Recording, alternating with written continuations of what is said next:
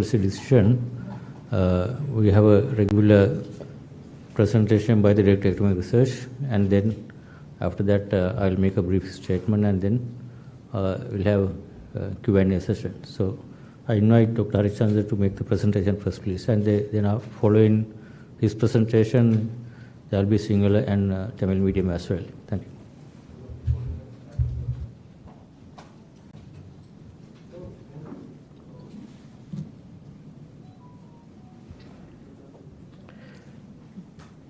Thank you, Governor, and good morning to you all. I think Governor has started the day pretty early, so he feels that this is like almost about afternoon. And so welcome to the fourth monetary policy review. So in this monetary policy review, the Monetary Board of the Central Bank of Sri Lanka decided to maintain the monetary policy stance. And while doing so, the Monetary Board noted the significant developments that took place in the economy on multiple fronts since the last monetary policy review in April. So after carefully considering the current as well as expected macroeconomic developments, both globally and domestically, the Monetary Board decided to maintain the key policy interest rates at the current levels.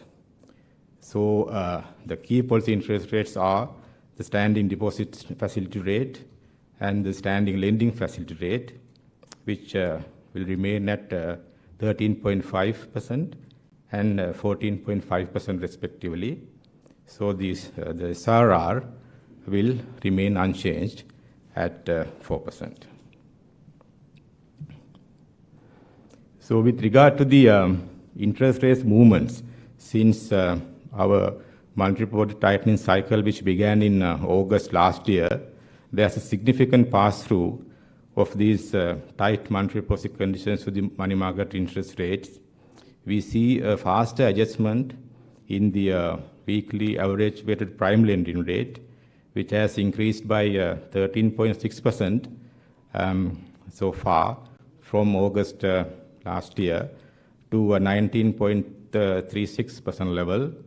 And the interbank call money market rate has increased by 9.4% compared to the policy rate increase of 9%. That includes last year increases as well as this year policy rate increases so far. So the interest rates on deposit and lending products of financial institutions have also adjusted upward substantially, correcting some anomalies that prevail in the market interest rate structure. And also we see a substantial upward adjustment of the government securities yields, which have increased by over 19% from August last year. And we think that there should be some moderation of the government securities yields, and we expect that moderation will take place in the period ahead, supported by the fiscal adjustments that are in the making, as well as the renewed efforts to restore political stability in the country. As we announced this morning in our press release, we expect some moderation of economic activity this year. There will be some contraction to some degree, but we are yet to see the leading indicators to gauge the magnitude of that contraction. But certain indicators are available now, such as the Purchasing Managers Index, both manufacturing and services, which remains below the 50 index point level, showing a contraction.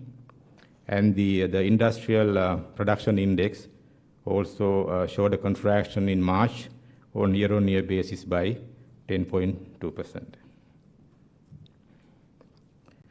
On the inflation front, we see a substantial increase of headline inflation as well as core inflation. The Colombo Consumer Price Index based inflation is now at 29.8%, and the national consumer price index is now at 21.5%.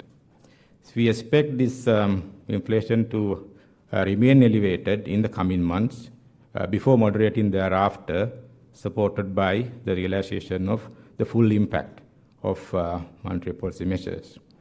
This inflation is driven by mainly by few subcomponents of the consumer price basket, which are mainly the food and non-alcoholic beverages component, which shows a 49% increase, and also followed by transport sector inflation and the housing, water, and electricity and gas and other fuel sector. With regard to the credit to the private sector, there has been an expansion mainly due to the depreciation impact, but if we take out that parity change, there's a slowing of private sector credit by about 18 billion in March. So domestic credit in rupee terms have showed a significant expansion because of the foreign currency denominated loan component of the overall domestic credit. We see heightened challenges in the external sector, which have been addressed by an array of measures, because our import expenditure continued to remain high in the first quarter of this year, recording over $5.6 billion in the first 3 months of import expenditure, resulting in a trade deficit of over $2 billion in the first quarter of this year, which warranted some corrective measures from the central bank, including some restrictions in terms of open account transaction, the terms, imports, as well as the document against payment and document against acceptance related payment methods. And some further measures will be announced if the import expenditure continues to remain high in the period ahead. And we saw the gross official reserves have come down to significantly low level. So as of end April, our reserve level was $1.8 billion, and that includes the swap facility from the People's Bank of China, which is about $1.5 billion, which has some conditionalities in terms of its usability. The exchange rate, which underwent an overshooting in March, shows a correction now, mainly backed by our market guidance given to the licensed banks now in the determination of the interbank spot exchange rate. And also there are several measures underway in terms of strengthening the foreign inflows in the period ahead, foreign exchange inflows rather. So some of the measures include the technical level discussions which are ongoing, aimed at finalizing a program with the IMF to address some of the issues that the economy is facing at the moment. And also expeditious arrangements are being made to commence the restructuring of the external debt profile. And also negotiations have begun with the bilateral and multilateral partners to secure some bridging finance in order to ensure that the essential imports are available in the economy, as well as to strengthen the social safety net programs in the country. So the Monetary Board sort of emphasized the fact that the central bank's policy measures need to be complemented by adequate and timely policy adjustments by the government. So urgent measures are needed to restore greater political stability through consensus government and social harmony. And further measures are needed to strengthen fiscal performance in order to avoid excessive reliance on monetary financing so that the fiscal sustainability can be restored. And we think we need some revisions to tariffs in the energy sector with some cost-reflective pricing mechanism to strengthen the financial position of the state-owned enterprises in the energy sector. and further improvements of efficiency of social welfare programs is needed to support the vulnerable groups of society impacted by the unprecedented economic circumstances at the moment. So with that background, the Monetary Board reiterated that the central bank will continue to monitor domestic as well as global macroeconomic and financial market developments, and will stand ready to take appropriate measures proactively to help reinforce greater macroeconomic stability of the economy in the period ahead. So with that, let me invite my colleague, Dr. Lassa Padberia, to do the presentation in Sinhala, followed by the presentation in Tamil by Dr. Jagajeevan. Thank you.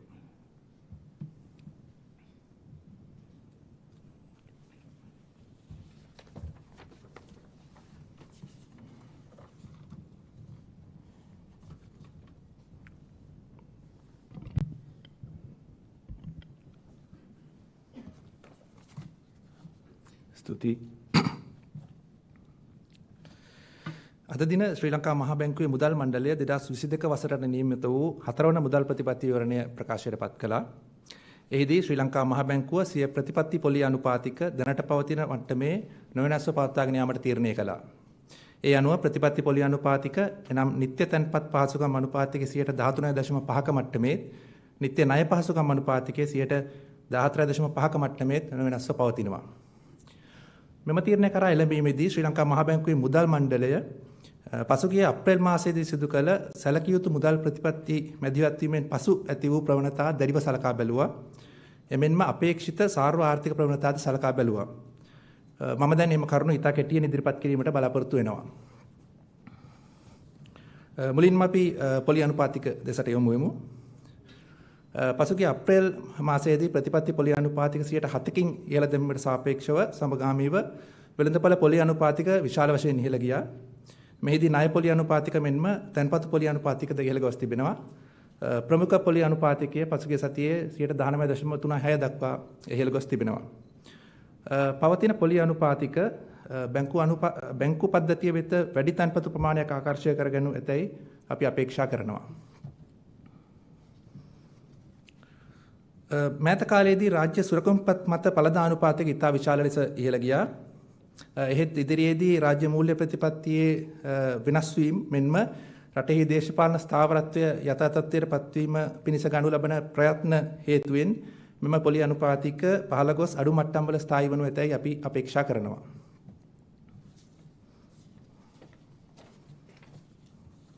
මෙම වසර තුළදී ආර්ථිකයේ සංකෝචනය වීමක් වාර්තා වනු ඇතැයි අපි අපේක්ෂා කරනවා. මේ බව ප්‍රධාන ආර්ථික දර්ශන මගින් පෙන්눔 කරනවා. පවතින සැපයුම් හිඟය බලශක්ති සම්බන්ධ ගැටලු මෙන්ම සමාජ නොසන්තුලිතතාව මගින් ආර්ථික ක්‍රියාකාරකම් සරහා ඇතිවන බලපෑම මේ සඳහා හේතු වෙනවා. ඒ අතරම මහ බැංකුවේ ඉල්ලුම් පාලනය කිරීමේ ප්‍රතිපත්ති සහ අපේක්ෂිත රාජ්‍ය මූල්‍ය ඒකාග්‍රතා ක්‍රියාමාර්ගද සමස්ත ඉල්ලුම අඩු කිරීමට හේතු වෙනු ඇති. ඉදිරි මාසවලදී උද්දමනය ඉහළ මට්ටමක පවතිනු ඇති. එහෙත් ප්‍රතිපත්ති ක්‍රියාමාර්ගවල බලපෑමෙන් මෙන්ම දේශීය හා ගෝලීය සැපයුම් තත්ත්වයේ අපේක්ෂිත වැඩිවීම හේතුවෙන් ඉන්පසුව උද්දමනය අඩු මට්ටම දක්වා ළඟා වනු ඇතැයි අපි අපේක්ෂා කරනවා. උද්දමනය වැඩිවීම කෙරෙහි විශේෂයෙන්ම දේශීය සැපයුම් හිඟය ගෝලීය වෙළඳ භාණ්ඩවල මිල ගැනීම ඉහළ යාම ශ්‍රී ලංකා රුපියල විශාල වශයෙන් අවප්‍රමාණය වීමේ බලපෑම මෙන්ම සමස්ත ඉල්ලුම් පීඩනවල බලපෑමද හේතු වෙනවා. අපි දකිනවා ආහාර උද්දමනය ඉතා විශාල වශයෙන් ඉහළ ගොස් තිබෙනවා.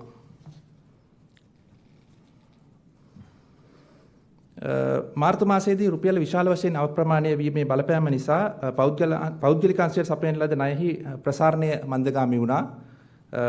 එම ගැළපීමෙන් අනතුරුව පෞද්ගලික අංශයෙන් ලබා දුන් ණය තොගයේ සංකෝචන වීමක් මාර්තු මාසයේදී අපි නිරීක්ෂණය කළා. විදේශාංශය කෙරෙහි යොමු වුණොත් විදේශාංශයේ දැඩි අභියෝග වලට අඛණ්ඩව ලක් වෙමින් සිටිනවා. ඒ අතරම ක්‍රියාමාර්ග ගණනාවක්ම ගෙන තිබෙනවා එම අභියෝග සඳහා පිළියම් යෙදීමට. ආනයන ඉහළ මට්ටමක පවතිනවා. වෙළඳ හිඟියද ඉහළ මට්ටමක පවතිනවා. මෑත කාලීන මුදල් ප්‍රතිපත්ති ස්ථාවරය දැඩි කිරීම මෙන්ම විවෘත කොන්දේසි මත ආනයන සීමා කිරීම වැනි ආනයන සීමා සඳහා ඇති කළ සීමාව නිසා ආනයනය ඉදිරියේදී සීමා වනු ඇතැයි අපි අපේක්ෂා කරනවා. විදේශ සංචිත අව මට්ටමක පවතිනවා.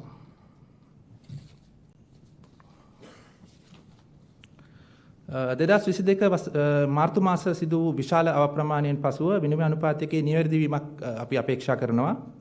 2022 මැයි මාස මැද සිට අන්තර් බැංකු එතැන් විනිමය අනුපාතික තීරණය කිරීමේදී මහ බැංකුව විසින් ලබා දෙන ලැබූ මඟ පෙන්වීම මගින් විනිමය අනුපාතිකයේ වන අධික විචලනය අවනම්බවනු ඇතැයි අපි අපේක්ෂා කරනවා. මේ අතරම මහ බැංකුව සහ රජය ජාත්‍යන්තර මූල්‍ය අරමුදල සමග තාක්ෂණික මට්ටමේ සාකච්ඡා ආරම්භ කරලා තිබෙනවා මේ දවස්වල. ඒත් එක්කම විදේශීය ණය ප්‍රතිව්‍යුහගත කිරීමේ ක්‍රියාවලිය ආරම්භ කිරීමට අවශ්‍ය කටයුතු කඩමින් සූදානම් කරමින් සිටිනවා.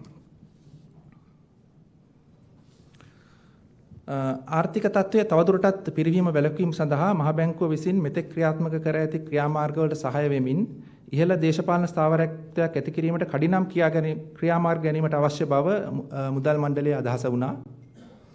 ඊට අමතරව මහ බැංකුව මූල්‍යකරණය මත අධික ලෙස රඳා පැවතීම වැළැක්වීම සහ මැදිකාලීනව රාජ්‍ය මූල්‍ය තිරසාරභාවය පවත්වා ගැනීම සඳහා රජයේ ක්‍රියාමාර්ග ගැනීම අත්‍යවශ්‍ය බවත් මුදල් මණ්ඩලයේ අදහස වුණා. බලශක්තිය සහ සම්බන්ධ රජයේ සතු වාණිජ්‍ය ව්‍යාපාරවල මූල්‍ය තත්ත්වය ශක්තිමත් කිරීම සඳහා බලශක්ති අංශයේ මිල ගණන් විනිවිදභාවයකින් යුතුව සංශෝධනය කිරීම ප්‍රමුඛතාවය ලෙසත් පවතිනවා. ඒත් සමගම සමාජයේ අවදානමට ලක්විය හැකි කණ්ඩායම් වලට සහාය වීම සඳහා සමාජ සුබසාධන වැඩසටහන් වල කාර්යක්ෂමතාව වැඩි කිරීමත් අවශ්‍ය බව මුදල් මණ්ඩලයේ අදහස වුණා. අවසාන වශයෙන් මහ බැංකුව දේශීය හා ගෝලීය වශයෙන් වන සාර්වාර්ථික ප්‍රවණතා අඛණ්ඩව නිරීක්ෂණය කරමින් පවතිනවා.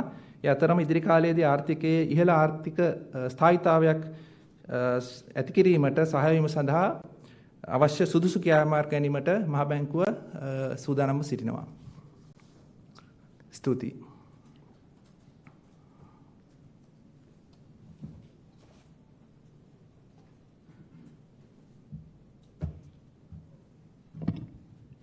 அனைவருக்கும் காலை வணக்கங்கள். இலங்கை மத்திய வங்கியின் நாணய சபையானது நேற்று நடைபெற்ற அதன் கூட்டத்தில் இலங்கை பொருளாதாரத்தினதும் உலக பொருளாதாரத்தினதும் தற்பொழுதும் எதிர்பார்க்கப்படுகின்ற அபிவிருத்திகளை கவனத்தில் கொண்டு தற்பொழுதுள்ள கொள்கை வட்டி வீதங்கள் பொருத்தமான மட்டத்தில் காணப்படுகின்றது என தீர்மானித்துள்ளது. அந்த அடிப்படையிலே துணைநில் வைப்பு வசதி வீதம் மற்றும் துணைநில் கடன் வழங்கல் வசதி வீதம் என்பவை முறையே 13.5%, 14.5% தொடர்ந்தும் இருக்கும். அதேபோல நியதி ஒதுக்கு வீதமானது 4% மட்டத்தில் தொடர்ந்தும் காணப்படும். வட்டி வீதங்களை பொறுத்தவரையிலே அண்மையில் மேற்கொள்ளப்பட்ட கணிசமான நாணய கொள்கை இறுக்கமாக்கல் வழிமுறைகளினை பரிமாற்றத்தினை பிரதிபலித்து மிக முக்கியமான சந்தை வட்டி வீதங்கள் மேல் நோக்கிய திருத்தத்தினை காட்டியுள்ளன. இவ்வாறான மேல் நோக்கிய திருத்தமானது சந்தை வட்டி வீதங்களில் காணப்பட்ட சில முரண்பாடுகளை தீர்ப்பதற்கு உதவி புரிந்துள்ளது. அரச பிணையங்கள் மீதான விளைவு வீதங்களை நோக்குவமாக இருந்தால் எதிர்பார்க்கப்பட்ட மட்டத்தினை விட மிக உயர்ந்த மேல் நோக்கிய திருத்தத்தினை பதிவு செய்துள்ளன. இருந்த பொழுதிலும் எதிர்வரும் கால பகுதியிலே எதிர்பார்க்கப்படும் இறை செயலாட்டத்தில் ஏற்படுகின்ற முன்னேற்றம் மற்றும் அரசியல் உறுதிப்பாடு மீள ஸ்தாபிக்கப்படும் என்ற அடிப்படையிலே எதிர்வரும் காலத்தில் அரச பிணையங்களின் விளைவுகள் குறையும் என எதிர்பார்க்கப்படுகின்றது. பொருளாதார வளர்ச்சியினை நோக்குவமாக இருந்தால் தற்பொழுது காணப்படுகின்ற முன்னோக்கிய குறிகாட்டிகளை அடிப்படையாக கொண்டு இவ்வருடத்தில் பொருளாதார வளர்ச்சியில் ஒரு மந்தமான தாக்கம் ஒன்று இருக்கும் என எதிர்பார்க்கப்படுகின்றது. பணவீக்கத்தினை நோக்குவமாக இருந்தால் தற்பொழுது 2 முக்கிய சுட்டங்களின் அடிப்படையிலும் பணவீக்கமானது மிக உயர்ந்த மட்டத்தில் காணப்படுகின்றது. இதற்கு சில முக்கிய பிரிவுகளில் காணப்படுகின்ற அதிகரிப்பு முக்கிய காரணமாக இருக்கின்றது. உதாரணமாக உணவு பணவீக்கம் மிக முக்கியமான காரணமாக காணப்படுகின்றது. இந்த பணவீக்கமானது அடுத்து வருகின்ற சில மாதங்களிலும் தொடர்ந்தும் உயர்ந்த மட்டத்திலே காணப்படும் என எதிர்பார்க்கப்படுவதுடன் ஏற்கனவே மேற்கொள்ளப்பட்ட கொள்கை வட்டி வீதங்களின் பரிமாற்றலின் காரணமாக அது முழுமையாக அடையப்படுகின்ற பொழுதிலே பணவீக்கம் மிதமடையும் என எதிர்பார்க்கப்படுகின்றது. மத்திய வங்கியினால் ஏற்கனவே மேற்கொள்ளப்பட்டு வந்த நாணய கொள்கை பரிமாற்ற செயல்முறை, அதற்கு மேலதிகமாக மேற்கொள்ளப்பட்டு வருகின்ற ஏனைய கொள்கை மாற்றங்கள் என்பவற்றின் தாக்கத்தினால் எதிர்வரும் கால பகுதியிலே கூட்டுக்கேள்வி அழுத்தங்கள் குறையும் எனவும் ஒரு பாதகமான பணவீக்க எதிர்பார்ப்புகள் குறையும் எனவும் எதிர்பார்க்கப்படுகின்றது. தனியார் துறைக்கான வங்கி தொழில் முறைமையில் இருந்தால கடன் வசதிகளை நோக்குவமாக இருந்தால் அண்மையில் ஏற்பட்ட செலாவணி வீதத்திலான மாற்றத்தின் காரணமாக மேற்கொள்ளப்பட்ட பெறுமதி சீராக்கத்தின் காரணமாக மார்ச் மாதத்திலே மிக உயர்ந்த தனியார் துறைக்கான கொடுகடன் பதிவு செய்யப்பட்டுள்ளது. இருந்த பொழுதிலும் இந்த பெறுமதி சீராக்கம் நீக்கப்பட்ட தனியார் துறைக்கான கொடுகடனானது ஒரு மந்த நிலையினை மார்ச் மாதத்தில் பதிவு செய்துள்ளது.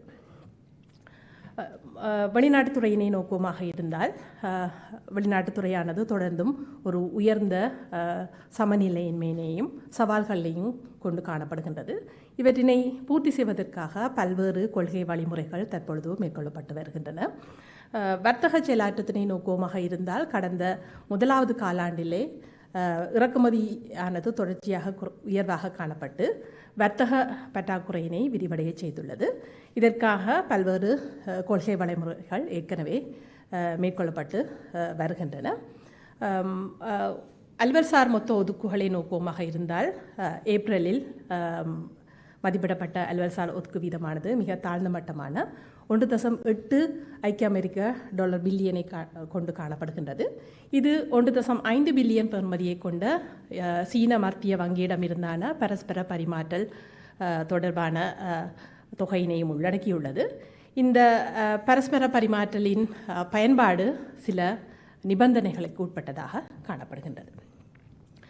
செலாவணி வீதத்தினை நோக்குவமாக இருந்தால் செலாவணி வீதம் மார்ச் மாதத்திலே ஒரு மிக உயர்வான பெறுமதி தேய்மானத்தை பதிவு செய்துள்ளது. அண்மையிலே மத்திய வங்கியினால் மேற்கொள்ளப்பட்ட வங்கிகளுக்கான வழிகாட்டல் வழங்குகின்ற நடைமுறையானது சில முன்னேற்றங்களை செலாவணி வீதத்தில் ஏற்கனவே காட்டியுள்ளதை காணக்கூடியதாக இருக்கின்றது. எதிர்வரும் காலத்தில் இது மேலும் தொடரும் எனவும் மார்ச் மாதத்தில் பதிவு செய்யப்பட்ட மிக உயர்வான பெறுமதி தேவடைதலின் தாக்கமானது சீர் செய்யப்படும் எனவும் எதிர்பார்க்கப்படுகின்றது. இதற்கு மேலதிகமாக வெளிநாட்டுத்துறையை அபிவிருத்தி செய்வதற்காகவும் பேரண்ட பொருளாதார உறுதிப்பாட்டினை உறுதிப்படுத்துவதற்காகவும் பல்வேறு செயற்பாடுகள் தற்பொழுது முன்னெடுக்கப்படுகின்றன. பன்னாட்டு நாணய நிதியத்துடனான தொழில்நுட்ப கலந்துரையாடல்கள் தற்பொழுது நடைபெற்று வருகின்றன. அதேபோல வெளிநாட்டு கடன் சீரமைப்பு தொடர்பான செயல்முறையினை விரிவாக நடைமுறைப்படுத்துவதற்கான செயற்பாடுகளும் தற்பொழுது மேற்கொள்ளப்பட்டு வருகின்றன. அதேபோல தற்காலிகமான நிதியினை பெற்றுக்கொள்வதற்கான வெளிநாட்டு நிதியினை பெற்றுக்கொள்வதற்கான இருப்புடை மற்றும் பல்புடை தரப்பினருடனான பேச்சுவார்த்தைகளும் தொடர்ந்து மேற்கொள்ளப்பட்டு வருகின்றன. இவ்வாறு பல்வேறு கொள்கை வழிமுறைகளுக்கு ஆதரவளிப்பதற்காக சில முக்கிய விடயங்களில் அரசாங்கத்தின் போதுமானதும் நேரகாலத்துடனுமான கொள்கை ஆதரவு ஒன்று எதிர்பார்க்கப்படுகின்றது. முக்கியமாக அரசியல் உறுதிப்பாட்டினை மீள ஸ்தாபிப்பது ஒரு மிக முக்கியமானதும் அவசரமானதுமான ஒரு தேவைப்பாடாக காணப்படுகின்றது. இதற்கு மேலதிகமாக இறை செயலாற்றத்தினை வலுப்படுத்துவது மற்றும் வலுவுடன் தொடர்புடைய அரசுக்கு சொந்தமான வியாபார தொழில் முயற்சிகளின் நிதி நிலைமைகளை மேம்படுத்துவதற்காக செலவினை பிரதிபலிக்கக்கூடியதாக வலு தொடர்பான கட்டணங்கள் சீர் செய்யப்பட வேண்டிய தேவை ஒன்று காணப்படுகின்றது. அதேபோல தற்பொழுதுள்ள மோசமான பொருளாதார நிலைமை காரணமாக பாதிப்படையக்கூடிய சமூகத்தினர்களுக்கு ஆதரவளிப்பதற்காக ஒரு நன்கு செயற்திறன் வாய்ந்த திட்டமிடப்பட்ட சமூக பாதுகாப்பு நிகழ்ச்சி திட்டங்கள் மேற்கொள்ளப்பட வேண்டிய தேவை ஒன்றும் காணப்படுகின்றது. இவ்வாறு மத்திய வங்கியானது உள்நாட்டிலும் வெளிநாட்டிலும் பேரண்ட பொருளாதாரம் மற்றும் நிதியியல் துறை தொடர்பான அபிவிருத்திகளை மிகவும் உன்னிப்பாக கவனித்து வருவதுடன் எதிர்காலத்தில் ஒரு சிறந்த பேரண்ட உறுதிப்பாட்டினை பேணுவதற்காக பொருத்தமான முன்கூட்டிய நடவடிக்கைகளை மேற்கொள்வதற்கு தயாராக காணப்படுகின்றது. நன்றி.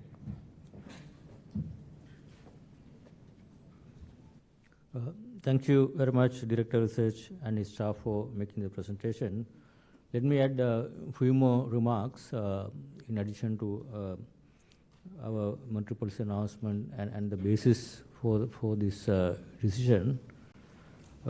First of all, we have raised so far since August, Central Bank has raised policy rates by 9%, 900 basis points, and also. In response to these policy rate increases, we are seeing market interest rates have also risen sharply and significantly.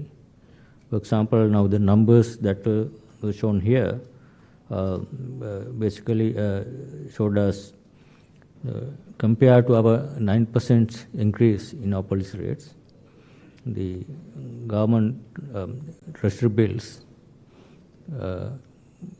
yields have increased by about 18 to 19%. It's almost double the increase compared to the policy rate increase. That is why we think there's a overshooting situation, especially in government yields, treasury bills, 90-day, 180-day, and 1-year treasury bills. And as a result, overall yield curve has also shifted significantly more than that we expected with the tightening of monetary policy that we did last month and previously. So this is where what we think we need to stabilize the first interest rates, and we will be making certain interventions in two ways. One, I think, as you have already seen, we have given some guidance on exchange rate, and it has worked well, and exchange rate is stabilizing. Similarly, we would intend to have a similar kind of arrangement, give some guidance to address this overshooting situation. And also in the rupee interest rates, we have an instrument, we can intervene in terms of providing central bank financing at primary auctions as well as through our open market operations. So this is what we would like to basically request players in the market, that we have allowed market to play the role.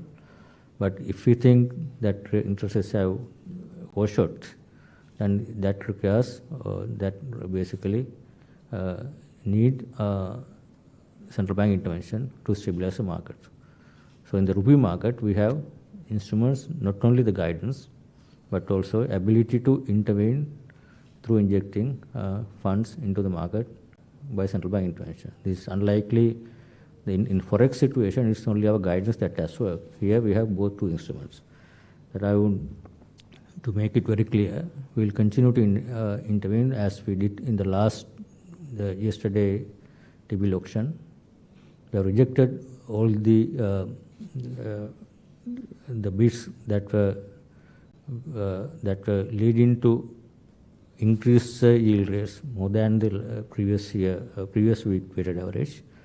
We'll continue to do this process until this move into the going into the downward direction and maintain that trend. So that we will. That's one thing I want to emphasize here. That is in line with our monetary policy decision as well. And also one can see the inflation obviously is around 30%. It will go even headline inflation will go around 40% in next couple of months. But that is not necessarily demand-driven inflation. It's partly due to one-off adjustment in some of the prices and also currency depreciation, and partly due to the historical last excess demand that was generating as a result of large monetary expansion. But now that is cooling down. Clearly, we see imports are coming down. We see the credit growth is also coming down. We see the monetary policy tightening, and the exchange rate depreciation has basically transmitting into the economy to curtail the demand component of the aggregate demand. But obviously, the cost push side and supply side issues that we have to address separately. So I don't think we should raise interest rates and line with headline inflation to address that situation. What we are looking at is kind of underlying inflation, whether that is working and whether aggregate demand is slowing down. We clearly see the economy is responding and moving in the right direction in response to our monetary policy actions. This interest rates reaction, market rates, have, in our view, has gone too far. That's where we need some intervention. Then on the exchange rate, if you observed in the last media conference, we announced certain measures.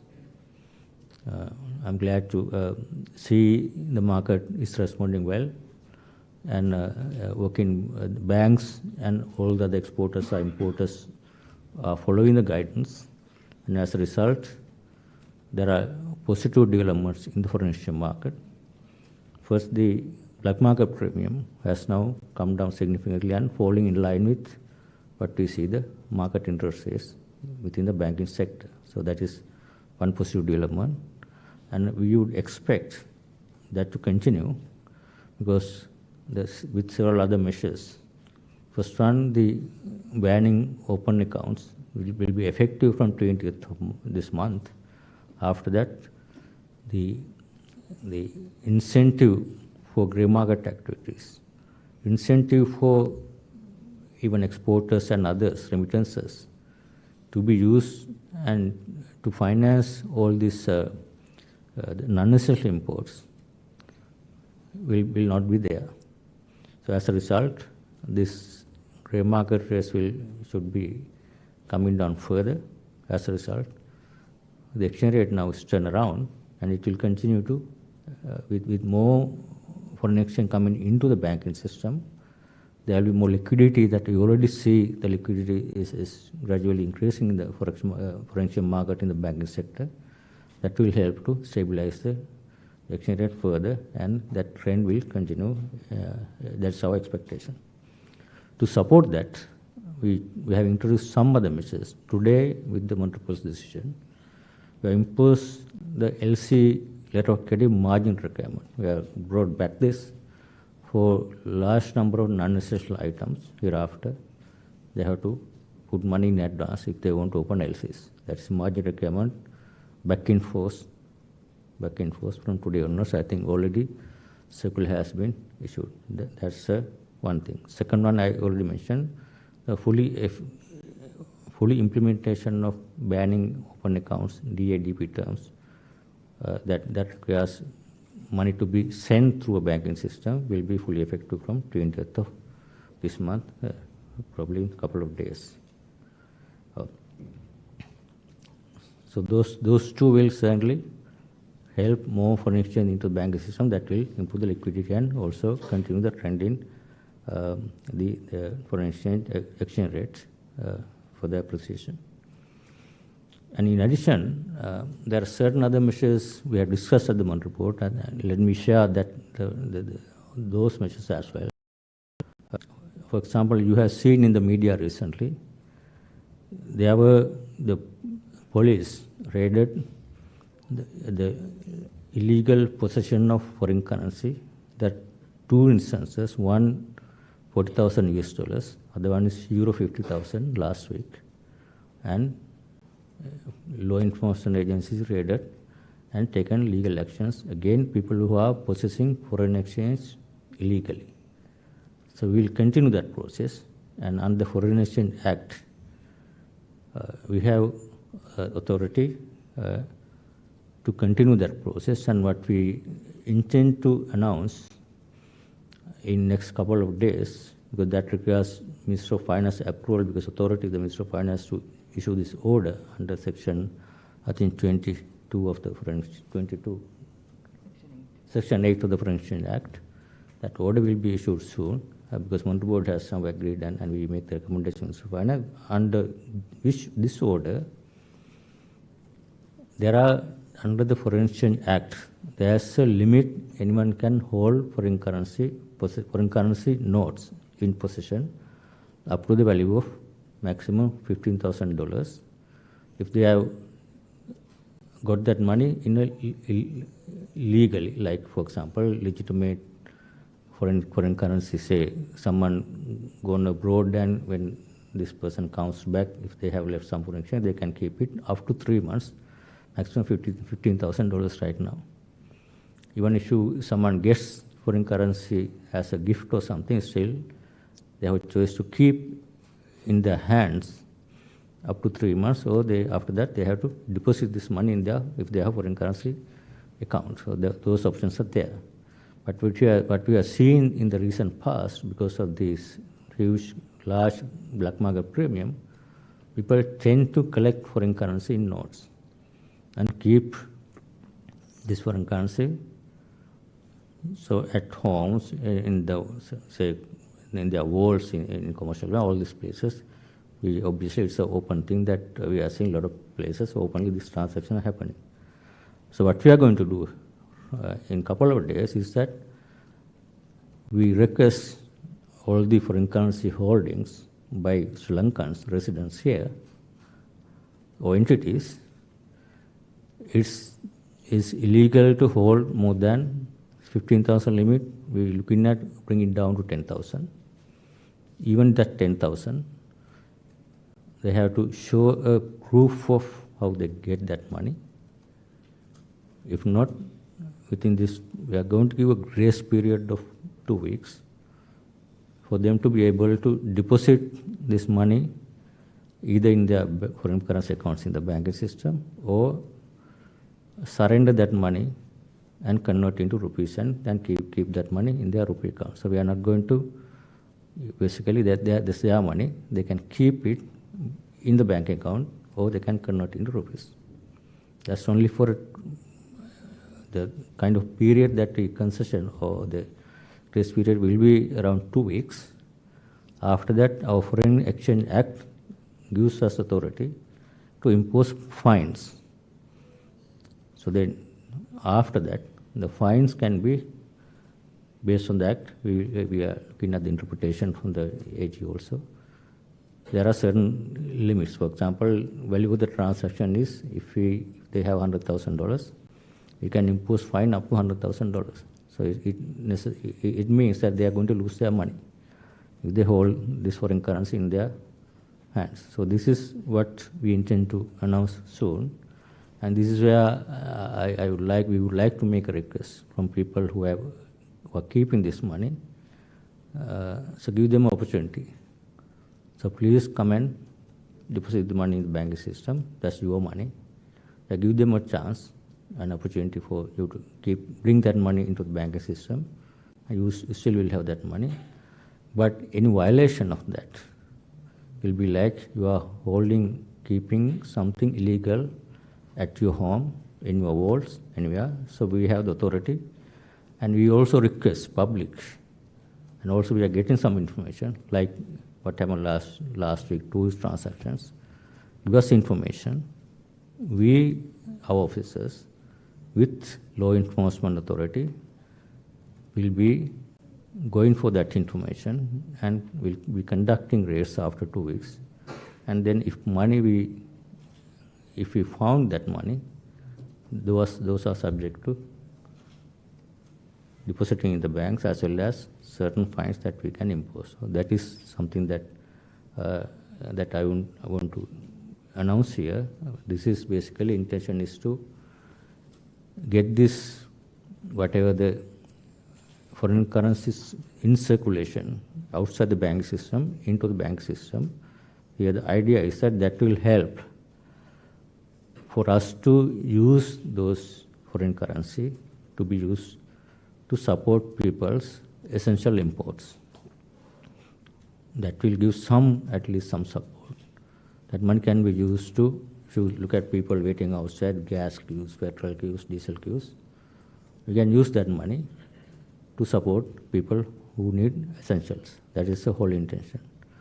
So that's under the law. It's also permitted for us to take that action. We will continue to take that action. That is the the next measure. As I mentioned earlier, I just want to announce it in advance so that people will have some time to deposit their foreign currency holdings into the banking system. That certainly is good even for them. For example, if someone holding dollars in their hands, now currency dollar is now depreciating, and if you deposit the money into bank, you get interest of about 20%. And if you wait for further time, more time, you might be forced to sell at a lower exchange rate, because now exchange rate is already trending downwards. And this is best interest of people who are holding dollars. And this is best opportunity for them to convert and deposit in the banking system and take rupees and earn a good interest in their rupee deposits. That's, I think, the best. If you look at on financial terms, that is also a best opportunity for them, as well as it will be good for the country, because that we can use that money to support or finance essential imports. So that is the second one. So with that, let me stop here, and I'm happy to answer any questions. Yeah. From day ago, you said that you are not happy with this political stability in the country. I want to know what your position is with regard to that. Then question number 2, how did remittances fare last month? And number 3, this guidance of the spot, is it due to your technical conversations with the IMF, or is it homegrown? Just those 3 questions for the moment. No, this is I'll start with the last question. This is, I don't see we don't call anything homegrown solutions. This is in consultation with the market players that we have introduced. We all banks and treasurers and market players have agreed. It's a consultative process, and all agreed, and this is why it's working. On the remittances, I think we have published March numbers. Yeah, April, have you published it? We haven't published it. We will be publishing. We will be publishing. So you can look at the daily, weekly economic indicators that at right time we will be publishing, so that you will know that. The other question, do you think I should? You said a couple of days ago that if the political stability is not attended to, that you might close the book and leave. Yeah, certainly I said. So in your view, do you think political? So I want to know what your view is. Yeah. So my view, if you look at that situation I mentioned there was no prime minister, there was no cabinet at that point. There was a lot of violence happening in the country. There was both political and social instability. But if you compare the situation with what is in today, we have a prime minister appointed, and then the parliament is now working, and there's a number of ministers have been appointed. We are only waiting for the finance minister. So there's a significant improvement in terms of both the violence, social unrest, and the political stability. I think that everyone can see that. So that's why I think the statement I made, if that situation continues, I will not continue. So now, because situation is improving, I think, in my view, I will certainly, so I don't think there is a situation, as I mentioned earlier, for me to, because there's an expectation that we have seen measures that we have been introducing is working well. And my statement was based on, if whatever we do, if that is not working, no point of me or whoever, government central bank, wouldn't be able to address the current economic condition. Now we are seeing some improvement, which means so things we are doing are working. So I think on that basis, I just certainly intend to continue.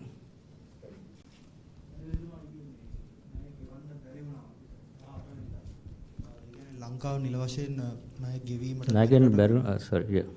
Okay. ලංකාව නිල වශයෙන් ණය ගෙවීමට බැරි රටක්ද? නෑ අපි ඒක මුලින්ම අපි කිව්වත් වශයෙන්ම ණය ගෙවන්න බැරි වුණා නේ අපි ණය ගෙවන්නේ නැහැ කියන එක අපි දැනුම් දුන්නේ ගිය මාසේ අප්‍රේල් 12 වෙනිදා දැනුම් දුන්නා. ඒතර ගෙවන්නේ නැහැ කියන එක දැනුම් දීලා අපි ණය ගෙවීම සඳහා ප්‍රති රියුව කරන්න රීස්ට්‍රක්චර් කරන්න අපිට ණය දීපු අයට ආරාධනා කළා තියෙනවා. ඉතින් දැන් ඒ තත්ත්වය තමයි තියෙන්නේ. එතකොට ඒක වෙනස් වෙලා නැහැ. තාම අපි එදා කිව්වේ අපි ඉදිරි කාලය තුල ණය ප්‍රතිවිගත කරනකම් අපි ඒක ගෙවන්නේ නැහැ කියන එක.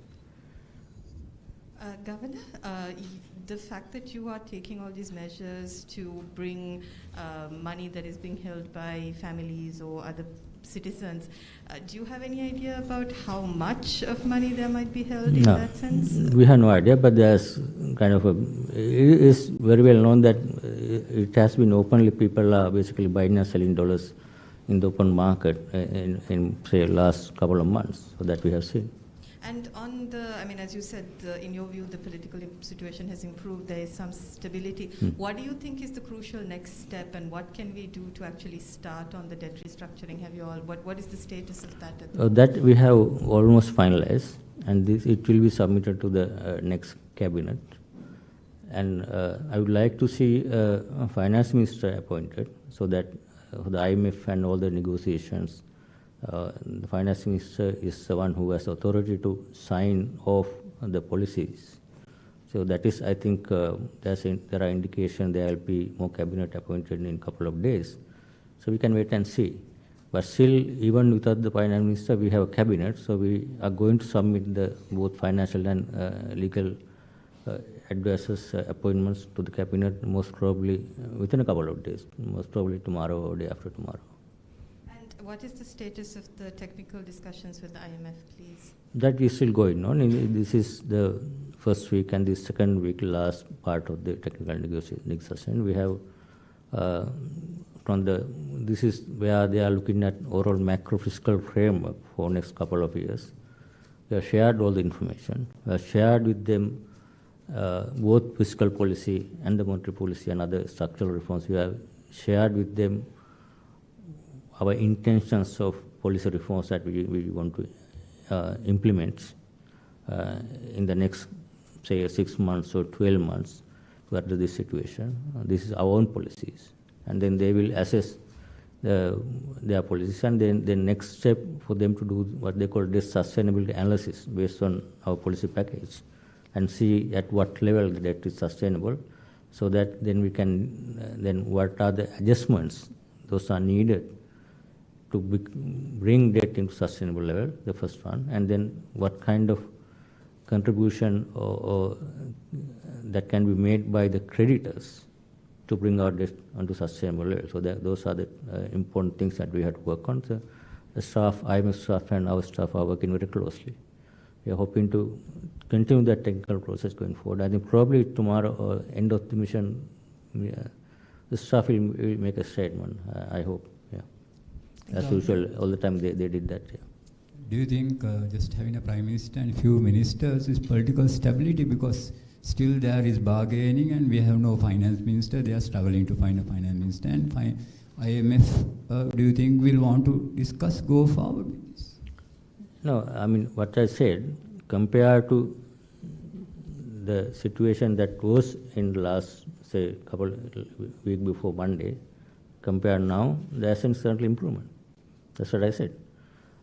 And also I said I would prefer to have a finance minister appointed, so then we can fast track. Even without the finance minister, there's the cabinet.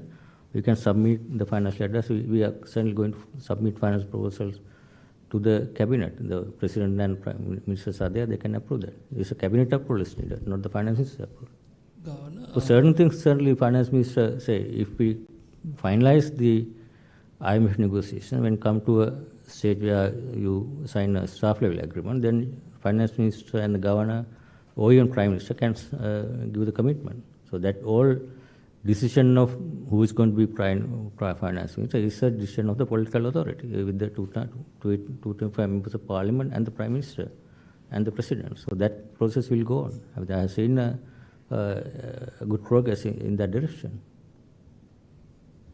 Governor, Prime Minister states to pay the state-owned enterprises salaries there's no other option other than printing money. What is your opinion? Because there's been already too much of printing, which has led to inflation. So what is your opinion? And the other thing is the pharmaceutical sector told that they at least need 20 to 30 million dollars per month for imports, and there is a severe shortage of medicine in the market. What do you like to tell to them? And then a month ago, then there was another from the private sector renewable energy association. They said that the CEB has not paid them around for 8 months. There's a pending payment for around 8 months, which can completely destruct the industry. Already we are having a power shortage. In addition to that, can any arrangement be made to them? These are 3 questions. The CEB non-payment, I think this even this our recommendation, electricity board have been selling the electricity, basically what they produce at one rate, one price, and sell at a much higher price. I mean, buy at a lower cost and sell at a higher price. They are making huge losses. As a result, they don't even generate sufficient rupees to meet their payments to power producers, their suppliers. So that's an issue. That's why we have recommended that tariff revision is necessary and also is urgent. If that goes on, one of the issues that we basically last couple of days what we have experienced, the state-owned enterprises, those who are making losses and selling at a loss, even if we find dollars for them to import essentials, they can't find rupees. So they are making losses. To address that situation, I think Petroleum Corporation has adjusted, but still there are certain adjustments are needed. The gas prices also, there are small losses still they are making. Then the other big losses are made by electricity board and partly the water board, a small amount. So that has to be adjusted. That's only the solution. That's why we are basically recommending, without adjusting those, it's not, even if you find dollars, they wouldn't be able to buy that. So if we collect dollars, but we can't give them free, they have to buy dollars. Central bank can sell dollars the way that we are doing this. Pharmaceuticals, I think, whatever said, I think in the line of credit, there's a significant amount allocated to import pharmaceuticals, and also the World Bank also allocated certain amount of emergency financing to pharmaceuticals. I think with that, there are sufficient foreign exchange available for the future next couple of months pharmaceutical imports. So that probably will be easing. And other ones, main ones are gas and petroleum.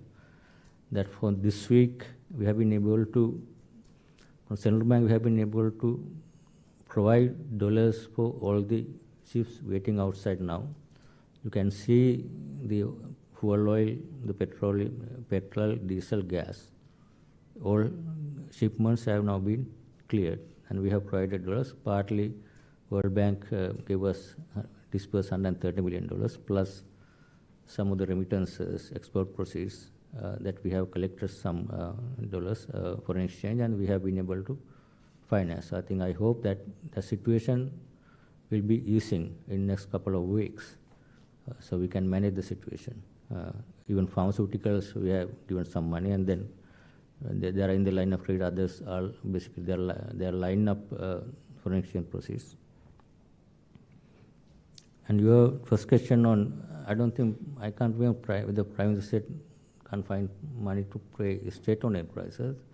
What even I mentioned in last media conference, because government still, Treasury has not increased that the income tax rate, value-added tax, all the tax those are reduced. As a result, their revenue is much lower than the expenditure, even to pay salaries and wages. That is why I mentioned already that if there are a shortage or requirement for rupees for essential payments like salaries and wages and pensions, or essential or interest payments or maturing debt, we certainly have obligation to finance from central bank, that we will continue to do that, but with open, transparent process, that whenever we do that, we announce to the public, okay, we provided finance this amount for this reason.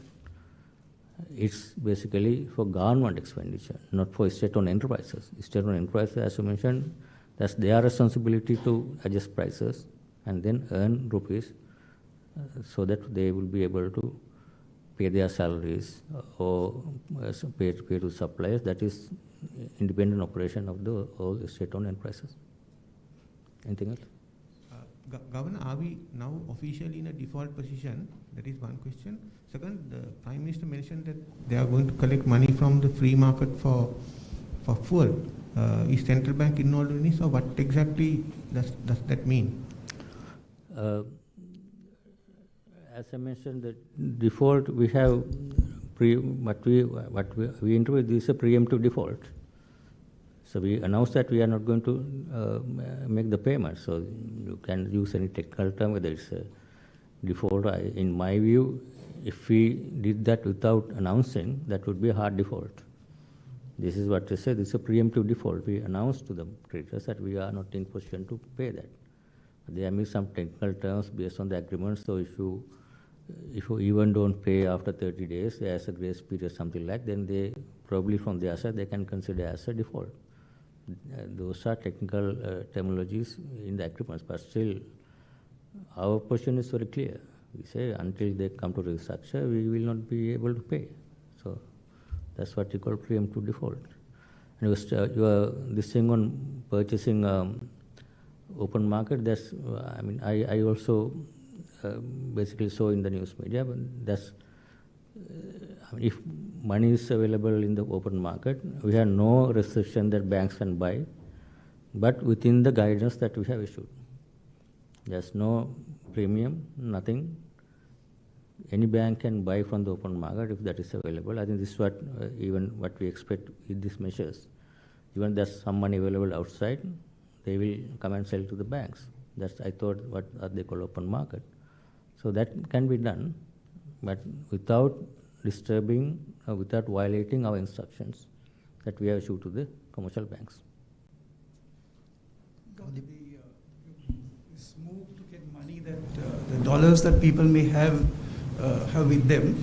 Now, this is not the first time. I think your predecessor also tried to do something on the same lines, asking people to bank whatever foreign currency they may have.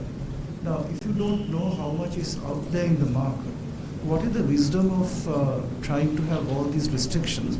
And probably implementing this also is not going to be that feasible. So aren't you really driving people to hide money and sort of, aren't you driving them underground rather than encouraging them to encash with a more attractive or more reasonable exchange rate? No, this is certainly, that's why we are giving 2 weeks time and giving attractive exchange rate for them to come and deposit this money.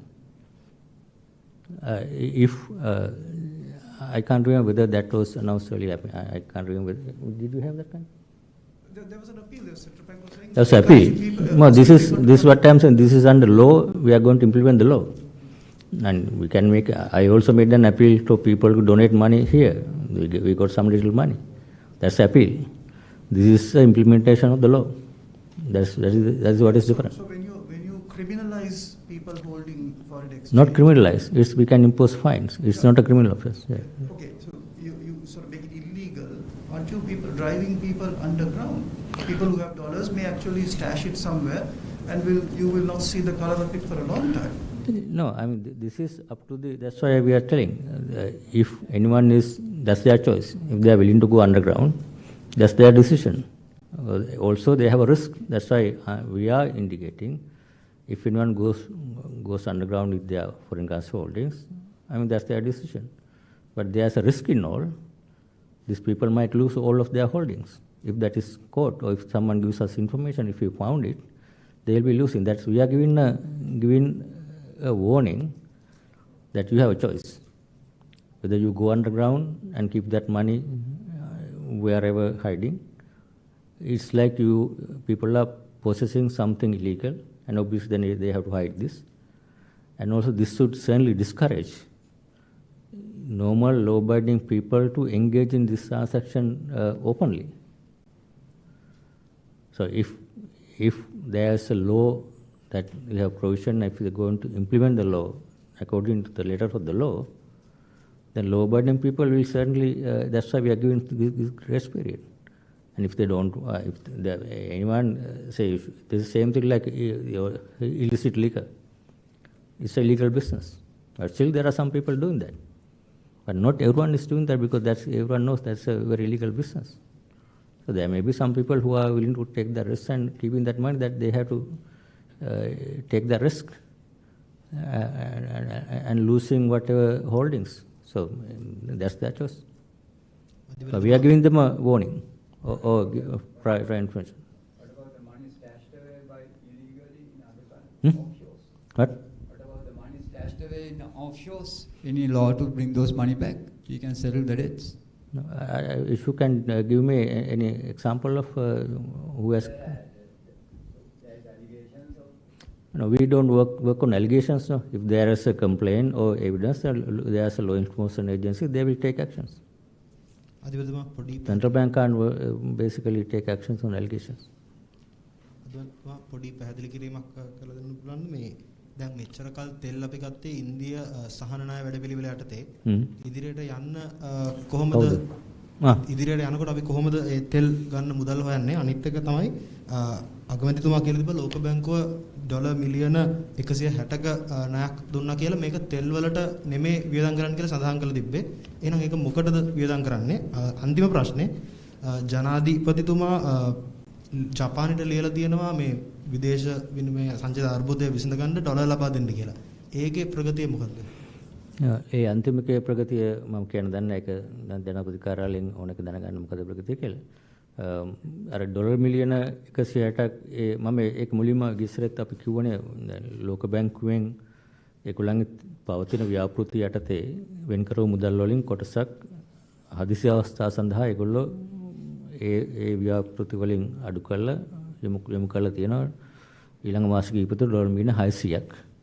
ඒ 600න් පළවෙනි කොටස යොමු කරලා තියෙන්නේ අර අඩුවා දැම් ලබන අයට සමුදුලාපීන්ට cash grant එකක් විදියට මේ තියෙන තත්ත්වය නිසා ඒගොල්ලන්ට මුදල් ආධාර වශයෙන් දෙන මුදල් විදියට තමයි ඒකේ පළවෙනි කොටස විදියට තමයි අගමැතිතුමා සංකර ඩොලර් මිලියන 160ක් එන්න තියෙනවා කියලා ඒකෙන් මිලියන 130ක් අත් වශයෙන් ආවා ඒ මුදල. එතකොට ඒකේ 130 අපි ගත්තාම අපි රුපියල් දෙනවා රජයට.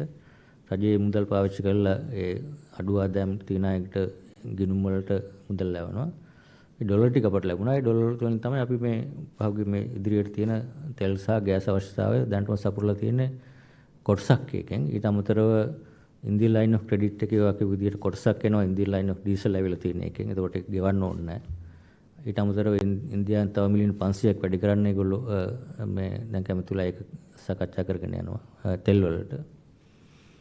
ඊට අමතරව අපි අර ඒසියන් ක්ලියරින් යුනියන් ලයබිලිටිස් එක යටතේ යම් කිසි මුදල් එකතු තියෙනවා අපි ඒ මුදල් පාවිච්චි කරනවා ඉස්සරහට ඒ අත්‍යවශ්‍ය දේවල් සඳහා.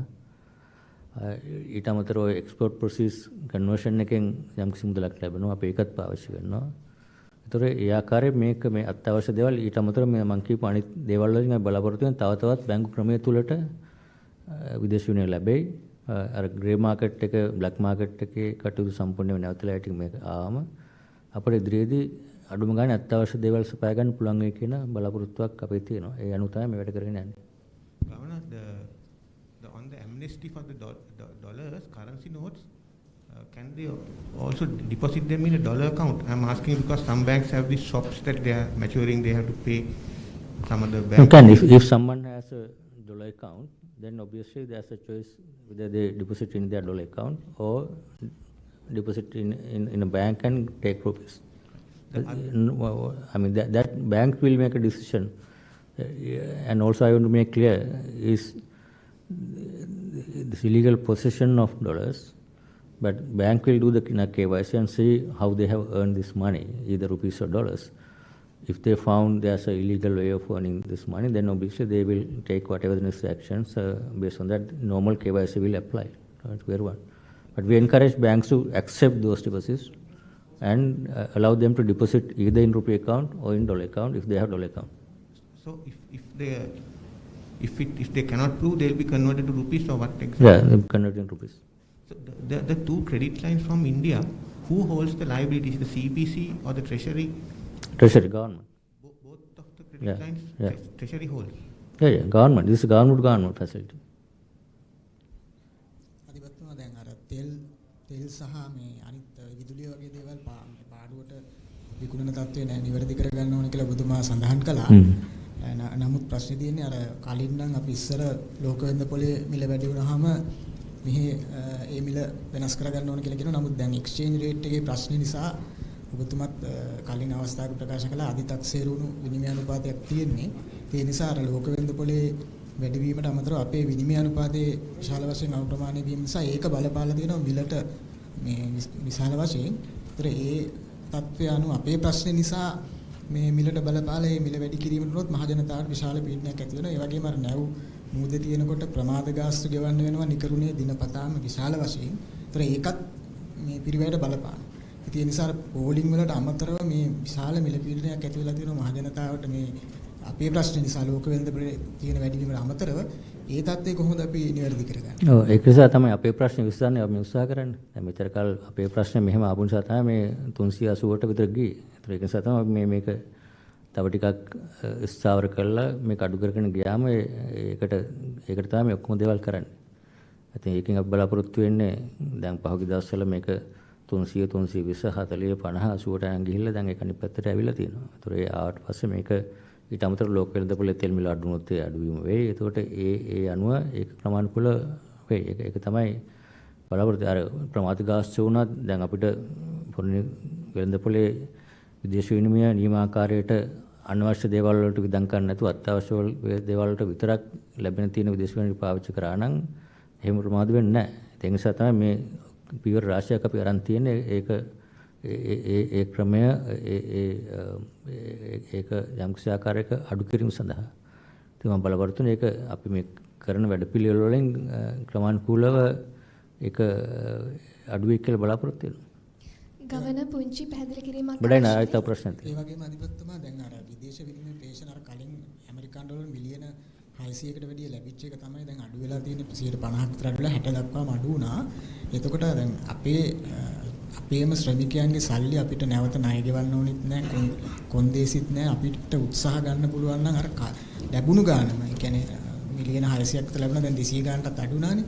ඒතර දැන් IMF එකට ගියත් අපිට මාසෙකට ඔය කාල සීමාවෙන් පස්සේ වාරික වශයෙන් ලැබෙන මිලියන 400ක් වෙන්න පුළුවන් මාසිකව ලැබෙන්නේ ඇමරිකන් ඩොලර් බිලියන 3.2ක් වුණාම වාරික වශයෙන් ලැබෙන්නේ. ඒතර දැන් මේ අපේ සල්ලි මාස කිහිපයක් තුල නිසි ක්‍රියාමාර්ග අනුගමනය කරමින් අපිම තමයි නැති කරගත්තේ. මම හිතන විදිහට වැරදි ක්‍රියාමාර්ග නිසා ඒ අය අධෛර්යමත් වෙලා අපේ විශ්වාසයක් නැති නිසා ඒ අයගේ එවීම සෑහෙන දුරට අඩු වුණා. ඒ නිසා අපිම මේ අඩු කරගත්ත මේ ප්‍රමාණය වැඩි කරගත්තොත් අපිට අර කොන්දේසිමුකුත් නැතුව මේ මාසෙකට මිලියන 200ක් 300ක් තව වැඩි කරගන්න පුළුවන් අපේ ශ්‍රමිකයන්ගෙන්ම.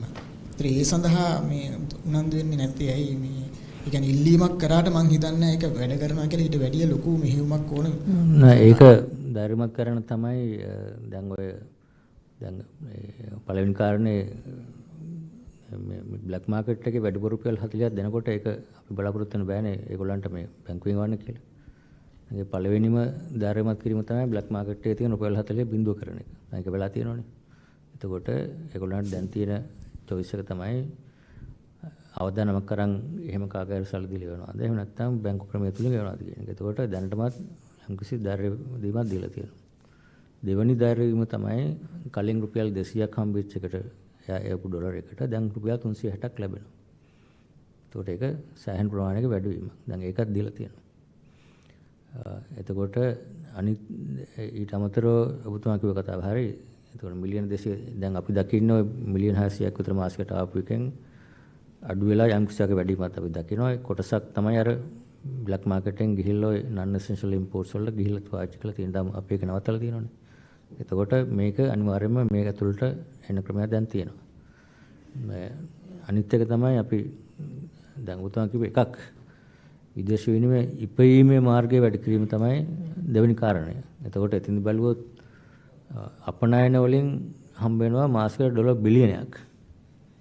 ඒතර ඒ බිලියනය බිලියන 1.2 කරොත් එතනම මිලියන 200ක් නිකම්ම වැඩි වෙනවා. ඊට පස්සේ අර මේ IT services chip මේ නැව් සේවා වගේ ඒවා සංචාරක ව්‍යාපාර ඉදිරියේදී සාර්ථක වුණා. ඒ වයින්ුත් ඒ හැම එකෙම යම්කිසි ආකාරයක විදේශ විනිමය උපයම වැඩි කිරීම තුළින් තමයි මේ ප්‍රශ්නේ විසඳ ගන්න පුළුවන් වෙන්නේ. අපතක විදියට කෙටි සහ දීර්ඝ කාලීනව. එතකොට කෙටි කාලීනව කොහොමද වැඩි කරගන්නේ කියන එකක්. ඊට පස්සේ දීර්ඝ කාලීනව කොහොමද මේක වැඩි කරගන්නේ කියන එක දෙවෙනි එක. එතකොට කෙටි කාලීන වැඩි පිළිවෙල තමයි බලාපොරොත්තු වෙන එහෙම පිටින් එවන රෙමිටන්ස් විතර නෙවෙයි එක්ස්පෝර්ටර්ස්ලාත් ඒගොල්ලෝ සල්ලි ගොඩක් කලාවට පිටින් අරගෙන වෙන කාට හරි විකුණන ක්‍රමයක් තිබුණා. එතන මීට වැඩි ප්‍රමාණයක් එළියට ගිහිල්ලා තිබුණා. ඒ ප්‍රමාණය තමයි දැන් මේ ඇතුළට අරන් තියෙන්නේ. ඒතර එකකින් අපි බලාපොරොත්තු වෙන්නේ ඒ හැමෝගෙම තමන් රටේ විදේශ ශ්‍රමිකයන් විදියට හෝ යම්කිසි එක්ස්පෝර්ට් කරලා විදේශ විනිමය උපයනවා නම් ඒගොල්ලන්ගේ වගකීමක් වෙන විදේශ විනිමය උපයන විදේශ විනිමය බැංකුවත් තුලින් එවීමෙන් ඒ මුදලෙන් පුළුවන් මේ රටේ ඉන්න ඒගොල්ලන්ගේ මනිත ජනතාවට අත්‍යවශ්‍ය දේ සපයන්න. ඒකට තියෙන ඉන්සෙන්ටිව් අපි දැනට දීලා තියෙනවා. ඊට අමතරව තවත් මම හිතන්නේ මේ මුදල් අමාත්‍යාංශයෙන් ගොඩක් ඉල්ලීම් තියෙන එක ඉන්සෙන්ටිව් ස්කීම්ස් වලට දෙන්න කියලා ඒවත් අපි සල්කා බලාගෙන යනවා. එකක් තමයි නිකන් මගේ පුද්ගලික අදහස විදිහට ඒ දෙන ඉන්සෙන්ටිව් එකක්. කෙනෙක් පිටරට ගිහිල්ලා වැඩ කරලා මුදල් උපයලා මෙහාට වෙන එකට මේ වගේ විනිමය අනුපාතයෙන් ඉන්සෙන්ටිව් දෙන්න පුළුවන්. නමුත් අපේ මේ රටේ බදු ගෙවන ජනතාවගේ මුදලින් ඉන්සෙන්ටිව් දෙන්න අවශ්‍ය නැහැ. ඒක වැරදි ක්‍රමයක් මගේ අදහස විදිහට. මොකද හේතුව එයා විදේශෙට ගිහිල්ලා වැඩ කරලා මුදල් ලැබෙන තමන්ගේ පවුලේ අයට. ඒතර ඒ මුදල් වලට කිසිම බද්දක් නැහැ. බද ගෙවන්නෙත් නැහැ. ඒ රටේ බදු ගෙවන්නේ නැත්නම් මේ රටේ බදු ගෙවන්නේ නැහැ. ඒ වගේම තමයි මේ රටේ ඉඳගෙන ඒ වගේම වැඩ කරලා ජනතාවක් තමන්ගේ පවුල් වලට උපයන ආදායමෙන් පවුල් නඩත්තු කරනවා. ඒගොල්ලෝ ගෙවනවා බදු. ඒතර ඒගොල්ලෝ ගෙවන බදු සල්ලි වලින් අරයට ඉන්සෙන්ටිව් දෙන්න කියන එක මම හිතන්නේ වැරදි ප්‍රතිපත්තියක්. ඒතර ගොඩ දෙනෙක් සාකච්ඡා කරන්නේ ඒගොල්ලන්ට වාහන පර්මිට් දෙන්න එක ෆයිනෑන්ෂල් ටැක්ස් පේයර්ගේ බදු ගෙවන මුදලෙන් ඉන්සෙන්ටිව් දෙන එක වැරදි ප්‍රතිපත්තියක් මම දකින විදියට. ඉන්සෙන්ටිව් දුන්නා කමනේ එයා හඳුනා ගන්නවා මෙයා පිටරට ගිහලා විදේශ වල තියෙනවා. ඒ අනුව එයාට යම්කිසි ආකාරයක ඩියුටි ෆ්‍රී allowance එකක් ඕනක් දෙන්න පුළුවන්. ඒ වගේ දේවල් කරන්න පුළුවන්. ඔතේ හැම එකෙම ඩියුටි ෆ්‍රී allowance එකක් කියන එකත් කියන්නේ මෙහි ඉන්න කෙනෙක්ට ලැබෙන්න තියෙන බද්ද තමයි අපි එයාට දෙන්නේ. ඒතර දැන් ඔයගොල්ලෝ ගෙවන බද්දෙන් තමයි අපි ඒක ගෙවන බදු ගෙවන පුද්ගලයා අර ඒ වෙන පුද්ගලයාට බදු නොගෙන පුද්ගලයාට දෙන ඉන්සෙන්ටිව් එකක්. ඒක මම හිතන්නේ ඒක බැලුවාම තියෙන පොඩි ප්‍රශ්නයක් ඒ මම දකින විදිහට.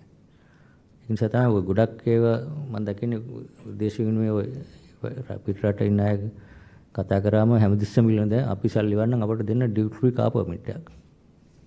එහෙම නැත්නම් තමක් හරි එකක් ඉල්ලනවා.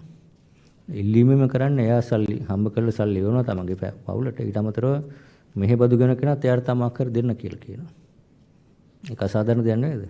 તો මෙහෙ බදු ගෙන කෙනා මෙහෙ බදු ගෙවලා තමයි එයත් ඒ විදිහටම උපයලා තමයි ඒ තමන්ගේ පවුල වලට මුදල් ගෙවලා ඒ දේ කරගෙන යන්නේ. ඔබතුමාලා මුදල් මණ්ඩලයේදී යම්කිසි තීරණවලට එළඹිලා තියෙනවා මූල්‍ය ප්‍රතිපත්ති තවදුරටත් දැඩි කිරීමට. එතන එක කරුණක් සඳහන් වෙනවා. ඒ අනුව නිත්‍ය තැන්පතු පහසුකම් අනුපාතිකය සහ නිත්‍ය ණය පහසුකම් අනුපාතිකය පදනම් මේකක 700කින් වැඩි කරනු ලැබුවේ නිත්‍ය තැන්පතු පහසුකම් අනුපාතිකය 13.5 දක්වා සහ නිත්‍ය ණය පහසුකම් අනුපාතිකය 14.5 දක්වා ඉහළ දක්වමින් කියලා.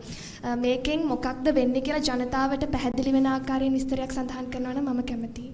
ඒක ඇත්ත වශයෙන්ම ඔබ සඳහන් කරේ අපි ගිය පාර කරපු මුදල් ප්‍රතිපත්තිය මම හිතන්නේ ඒක අපි විසරලා මට ඕන නැවත කියන්න පුළුවන්. ඒක සරලව දැන් මුදල් ප්‍රතිපත්තිය දැඩි කිරීමේ පොලි අනුපාතය වැඩි කිරීමේ අරමුණ තමයි රටේ තියෙන ඉල්ලුම යම් ආකාරයක පාලනය කිරීම පොලි අනුපාතය වැඩි කිරීම තුළින් ණය ලබා දීම අඩු වෙනවා බැංකු වලින්. ඒ තුළින් යම් ආකාරයක ඉල්ලුම අඩුවීමක් වෙලා එතකොට ඉල්ලුම අඩු වෙනවා කියන්නේ එතකොට යම් කිසි ආකාරයක ආර්ථික අඩු මට්ටමක පවත්වාගෙන යන්න වෙනවා. එතකොට රටට අවශ්‍ය වෙන ඒතර ඒගොල්ලෝ වැඩිපුර ආනයනය කරන්න එක අඩු වෙනවා. එතකොට අපි තියෙන විදේශ විනිමය කියන්නේ ඒක යම් කිසි ආකාරයකට සමනය කිරීමට රටේ ආර්ථික ක්‍රියාකාරීත්වය රටේ තියෙන ඉල්ලීම අඩුවීම අවශ්‍යම කරන්න ඕනේ. ඒක නිසා තමයි රජය විදන් අඩු කරගෙන යන්නේ. පුද්ගලයන්ගේ විදන් අඩු කිරීම ක්‍රමය තමයි පොලි අනුපාතය වැඩි කිරීම තුළින් ණය ගන්න පුළුවන් හැකියාව අඩු කරලා ඒ කරන යම්කිසි කරන ව්‍යාපාරයක් හෝ යම්කිසි එක තියෙන ක්‍රියාකාරීත්වය අඩු කිරීම යාම. ඒක මේ වගේ ක්‍රයිසිස් එකකදී අත්‍යවශ්‍යම වෙන්න ඕන දෙයක්. හේතුව තමයි දැන් බලාපොරොත්තු වෙන්නේ දැන් ආර්ථිකය මේ ඒ වගේ වෙලාවකදී ආර්ථිකයේ වර්තන වේගය අඩු වෙන්න ඕන අනිවාර්යයෙන්. අඩු වෙරකින් යන්න ඕන. අඩු යන්න මහ බැංකුවට කරන්න පුළුවන් දේ තමයි පොලි අනුපාතය වැඩි කරන එක. ඒකෙන් තමයි බලාපොරොත්තු වෙන ආර්ථික වර්ධන වේගය අඩු වෙලා ඉල්ලුම අඩු වෙලා ඊට පස්සේ ආනයන ඉල්ලුම අඩු වෙලා එතකින් මේ විදේශ විනිමය අර්බුදයට සහ රටේ පවතින අනිකුත් ප්‍රශ්න වලට විසඳුමක් එයි කියලා කෙටි දික් කාලින. ගවන ඩොලර් එක 380ට ගිහිල්ලා ආපහු 365 වෙනකන් මහ බැංකුවේ නිර්දේශත් සමගම දැන් එක් මට්ටමකට ඇවිල්ලා තියෙනවා. මෙය අර කලින් ප්‍රකාශ කරපු පාවෙන විනිමය අනුපාතික ස්ථාවර විදියට හඳුන්වන්න පුළුවන්ද නැත්නම් අර 203 තියාගෙන හිටියා වගේ ස්ථාවර විනිමය අනුපාතය අනුගමනය කිරීමද මෙතන වෙන්නේ? එහෙම තියාගෙන ඉන්නේ නැහැ. මේක දවසින් දවස මේ මාකට් එකේ වෙනස් වෙන ආකාරයට දැන් අඩු කරගෙන යනවා. ඒ කියන්නේ දැනට පොඩි ප්‍රමාණයෙන් තමයි දවසින් දවස බැලුවොත් 7,000-720ක් එහෙම වගේ තමයි අඩු වෙගෙන යන්නේ. එතකොට ඒක මම බලාපොරොත්තු වෙන්නේ යම්කිසි ස්ථාවර වුණාට පස්සේ ඊට වඩා වැඩි වේගකින් මේක අඩු වෙයි. එතකොට අපිට බෑඩ් එක පොඩ්ඩක් වැඩි කරලා ඊට වැඩි ෆ්ලෙක්සිබිලිටි මේක කියන්නේ අපි ෆ්ලෙක්සිබිලිටියක් දෙනවා. ඒක මේ එක තැන තියෙන එකක් නෙමෙයි. තියෙන වෙළඳපොලේ තියෙන ඉල්ලුම සැපීම අනුව සැපීම වැඩිවත් එක්කම ක්‍රමානුකූලව මේක යම්කිසි ආකාරයකට එක පැත්තකට ගමන් කරන එක තැන තියන් ඉන්නේ නැහැ. ඔබතුමා කලින් මේ ප්‍රශ්නට ඉංග්‍රීසියෙන් උත්තර දුන්නා. අපිට සිංහලෙන් ප්‍රකාශයක් දෙන්න පුළුවන්ද? ඔබතුමාට ගිය සතියේ ප්‍රකාශ කළ දේශපාලන ස්ථාවරත්වය සම්බන්ධයෙන් ඔබතුමාගේ මතය පිළිබඳව මොකද්ද මේ අවස්ථාවේදී ඔබට ඒ සම්බන්ධයෙන් කියන්න පුළුවන්? ඔව් ඒ සම්බන්ධයෙන් කියන්න පුළුවන් මම ගිය සතියේ ගිය අවස්ථාවේදී ප්‍රකාශ කරේ ඒ අවස්ථාවේ තිබිච්ච දේශපාලන අස්ථාවරත්වය දිගටම එහෙම පවතිනවා නම් එතකොට මහ බැංකුවක් වශයෙන් මොනම ප්‍රතිපත්ති ක්‍රියාත්මක කරත් ඒක සාර්ථකව ක්‍රියාත්මක වෙන්නේ නැහැ. එතකොට මම නෙවෙයි කවුරු වුණත් මේ ඒ කාර්යය කරන්න අමාරුයි. ඒ නිසා එහෙම අවස්ථාවකදී මම තනතුර රැඳී සිටින්නේ නැහැ කියලා තමයි ඒ වෙලාවේ ප්‍රකාශ කරේ. ඒ තත්ත්වයේදී. ඒතර එදා තිබිච්ච තත්ත්වය සහ අද තිබිච්ච තත්ත්වය බලනකොට මේ වෙනකොට දැනට යම්කිසි ආකාරයක පාර්ලිමේන්තුවේ අගමැතිවරයෙක් පත් කරලා තියෙනවා. කැබිනට් මණ්ඩලයක් පත්. ඒතර එදාට වඩා එදා කැබිනට් මණ්ඩලයක් තිබුණේ නැහැ. අගමැතිවරයෙක් අස්වලා තිබුණේ. ජනාධිපතිවරයා ඇතුළු පාර්ලිමේන්තු මන්ත්‍රී හිටියට යම්කිසි ක්‍රියාදාමයක් ඇඩ්මිනිස්ට්‍රේෂන් එකක් තිබෙන්නේ නැහැ. නමුත් අද යම්කිසි ආකාරයක අගමැති කෙනෙක් ඉන්නවා, කැබිනට් මණ්ඩලයක් ඉන්නවා, පාර්ලිමේන්තුව රැස් වෙනවා. එතකොට යම්කිසි නීති යම්කිසි දෙයක් ක්‍රියාත්මක කරන්න පුළුවන් කැබිනට් එකක් තියෙනවා. අපට අවශ්‍ය කරන මොන හරි දැන් අපි මම උදාහරණයක් විදිහට මේ ෆයිනෑන්ෂල් ඇන්ඩ් ලීගල් ඇඩ්වයිස් පත් කරන අපිට පත් කරන්න පුළුවන් ක්‍රමවේදයක් තියෙනවා. එතකොට එදා ඉඳලා අද වෙනකොට බලනකොට මේකේ ඒ වගේම රටේ තිබිච්ච අර මේ වයලන්ස් මේ තිබිච්ච ප්‍රචණ්ඩත්වය සම්පූර්ණ වගේ නැති වෙලා සාමකාමී තත්ත්වයක් රටේ පවතිනවා. ඒක සාමකාමී විරෝධතා පැවැත්වෙන්න පුළුවන්. ඒක එදත් තිබුණා අදත් තිබුණා. ඒක ගැටලුවක් නැහැ. දේශපාලන සහ සමාජ ස්ථාවරත්වයට. ඒතර මේවා එහෙම බැලුවාම දැනට ලොකු යම්කිසි නිවැරදි මාවතකට ප්‍රගතියක් තියෙනවා කියන තමයි මම දකින්නේ. ඒක නිසා මම හිතන්නේ ඒ ආකාරයෙන්ම තවත් සතියක් දෙකක් තිබ්බනම් එතකොට මම හිතන්නේ ඒතර ගොඩ ගන්න බැරි තත්ත්වයකටපත් වෙනවා. මොකද ඒක දැන් අපි බැලුවාම තේරුම් ගන්න හැටියට අපිට පේනවා අපේ පාර්ලිමේන්තුව තමගේම යම්කිසි ප්‍රකාශ වලින් පේනවා මේක කවුරුත් එකතු වෙලා යම්කිසියක් කරන්න ඕන කියන මතයකට එනවා වගේ පෙනුමක් තියෙනවා. ඒක යම්කිසි පැහැදිලි මේ පැහැදිලිව ඒ පැත්තට ගමන් කරන බව පේනවා. ඉතින් ඒක නිසා මේ මම හිතන්නේ මගෙන් ගොඩ දෙනෙක් ඉල්ලීමක් කරලා තියෙනවා සෑහෙන දුරක් මම කරාට පස්සේ බහුතරයක් කතා කරා එහෙම යන්නත් එපා කියලා. ඒක වෙනම මගේ පුද්ගලික මතයක්. ඉතින් මම හිතන්නේ මම කරපු ප්‍රකාශය අනුව එහෙම වාතාවරණ ඒ තිබිච්ච වාතාවරණ වඩා සම්පූර්ණ ප්‍රගතියක් තියෙනවා. ඒ නිසා මම ඒක තවදුරටත් මේ වාතාවරණය යටතේ තවදුරටත් මේක තව විස්තර වෙයි කියලා බලාපොරොත්තු වෙනවා. ඒ අනුව මම හිතන්නේ මේ අපේ කරන වැඩ කටයුතු සාර්ථකව කරගන්න පුළුවන් කියන එකේ විශ්වාසයක් මගේ තියෙනවා. ඒක පැහැදිලිව පේනවා. දැන් අපි බැලුවොත් උනියන් පාතේ ඉස්සාරවලා තියෙනවා. දැන් පුලියන් පාතේ අපි ඉස්සාර කරගෙන යනවා. ඉතින් අපේ අරමුණ තියෙන ඒ ඉස්සාර අපි අස්සාවර කිරීම ගන්න පියවර ප්‍රතිඵල පේනවා නම් අපි ඒක දිගටම කරගෙන යන්න පුළුවන්. ප්‍රතිඵල පේන්නේ නැත්නම් අපි කරමින් වැඩක් නැහැ. නවක් ග්‍රාමාත්‍යවරයා සමග සාකච්ඡා කරන්න ඔබතුමාට අවස්ථාවක් ලැබුණාද? ඔව් පත් වෙන හැටිම අපි සාකච්ඡා වාර කිහිපයක් කළා තියෙනවා ගාගමැතිතුමා එක්ක. බොහෝ දෙනෙක් විවිධ ස්ථානවල අදහස් පළ කරමින් කියලා තියෙනවා අපේ රට බංකොලොත් වෙලා තියෙන්නේ කියලා. ඇත්තටම රටක් බංකොලොත් වෙන්නේ මොන තත්ත්වය යටතේද? ඒ වගේ මම ඔබතුමාගෙන් දැනගන්න කැමතියි ඇත්තටම අපේ රට බංකොලොත් වෙලාද තියෙන්නේ? ඒ බංකොලොත් කියන එක ඔබතුමෙන් අර්ථකථනය කරොත් මට හරියටම කියන්න පුළුවන් බංකොලොත්ද නැද්ද කියන එක.